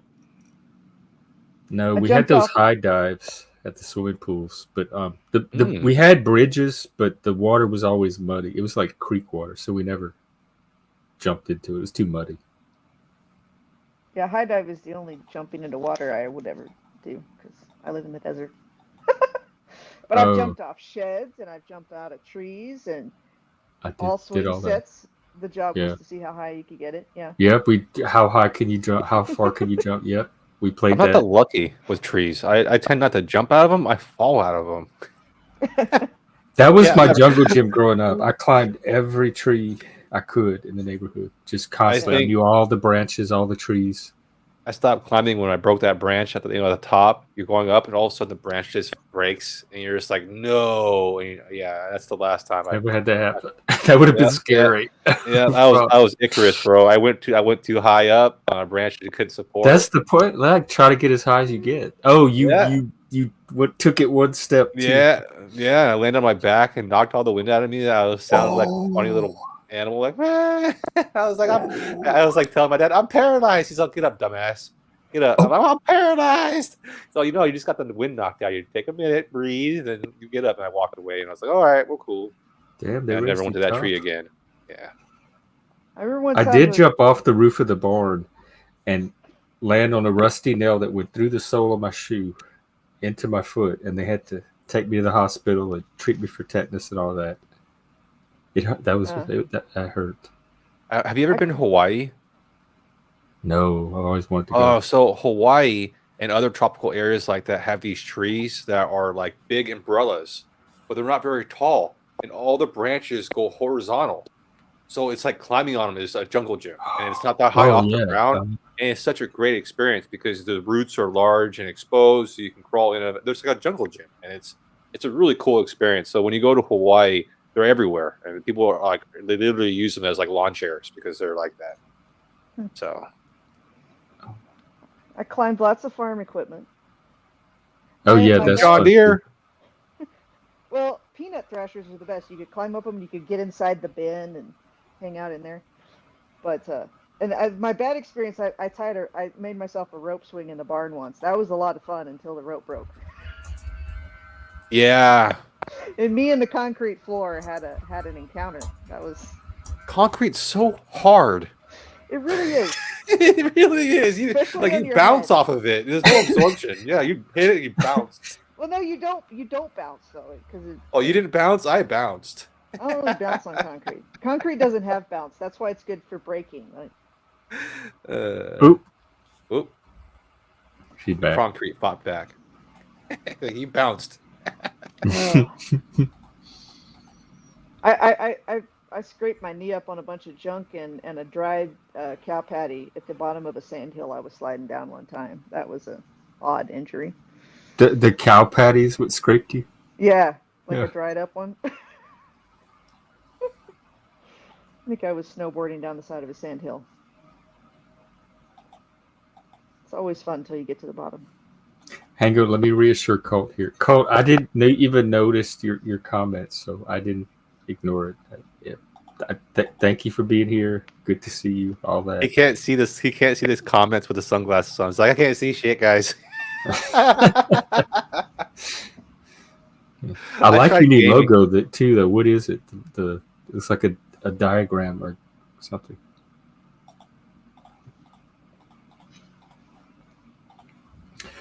Well, I have lunch going, so I guess I can wrap up and take care of that. I'll probably be. Is today Friday? There's all kind of stuff going. I told Easy I might drop by Verbal Combat. So if I'm not at Verbal Combat tonight, I'll probably pull up a stream at some point. I guess I should give the channel. Well, that's awesome, brother. Go test your wit. Yeah, have fun. I never. It's more blood like roast and blood sports than actual debate, and I do my best. Okay, here's Verbal Combat, and subscribe, tell your friends, etc. Let people know we're out here. Find more outliers, send them our way, as long as they're our type of outlier. Outliers have tribes too, I'm discovering. So we're one tribe of outliers. So see if they fit. Hail. Thanks, Jeff. Thanks, Ren. Thanks, Phillip, Edison. you too. Thanks a lot. Later. Peace. Ren. Bye. Till next time. Adios. Until then. Plasma, you too. Thanks for the hike. It really has me inspired, not only like spiritually just from seeing it, but to get out there and hike myself and hopefully stream something. So I don't look at every single comment. Colt, you have to get over this whatever this is. I don't, but I'm the type of person, believe me, if I have a problem with you, you will know probably as soon as my brain is aware of the problem, you're going to know about it. I'm very vocal. In fact, I had a teacher friend. I read most of them, but every now and then, I don't catch 100% of every. And some of them I read, and there's they don't spark anything. There's no reason to comment, so I don't comment on everyone either. But I had a teacher friend when I first moved to Seattle. She's from back home, and she moved up here, and I visited her. I'd been here for maybe a month, and she was asking me. She's like, "Well, how do you like Seattle?" And I'm like, "Oh, it's a nice town. It's a gorgeous scenery and everything." I said, "But the people here are a little weird. I don't know." And like this was like a few weeks in, and I was already picking up that something's going on socially. I'm not quite fitting in. And she said right away, because she knows me, she knows this area, she knows the South. She says, "Yes, because you're a very vocal person. And this is not a vocal town." And that always kind of stuck with me. I didn't quite know what she meant by that at the time, but they are not expressive. They're not direct. They don't say what's on their mind. I'm the opposite of that. So usually if you make a comment that I have a problem with, I'll either type something back or comment on it or something. So if I'm not seeing your comments, it's like no news is good news. It probably means everything's okay. Like, don't tell me you think about this between streams. It ain't worth it, Miss Seeley. It ain't worth it. No, I have no problem with you at all. So until I tell you otherwise, just assume that you're a valued part of this audience. Oh, oh my God! Fuck, he did. Wow, that's impressive.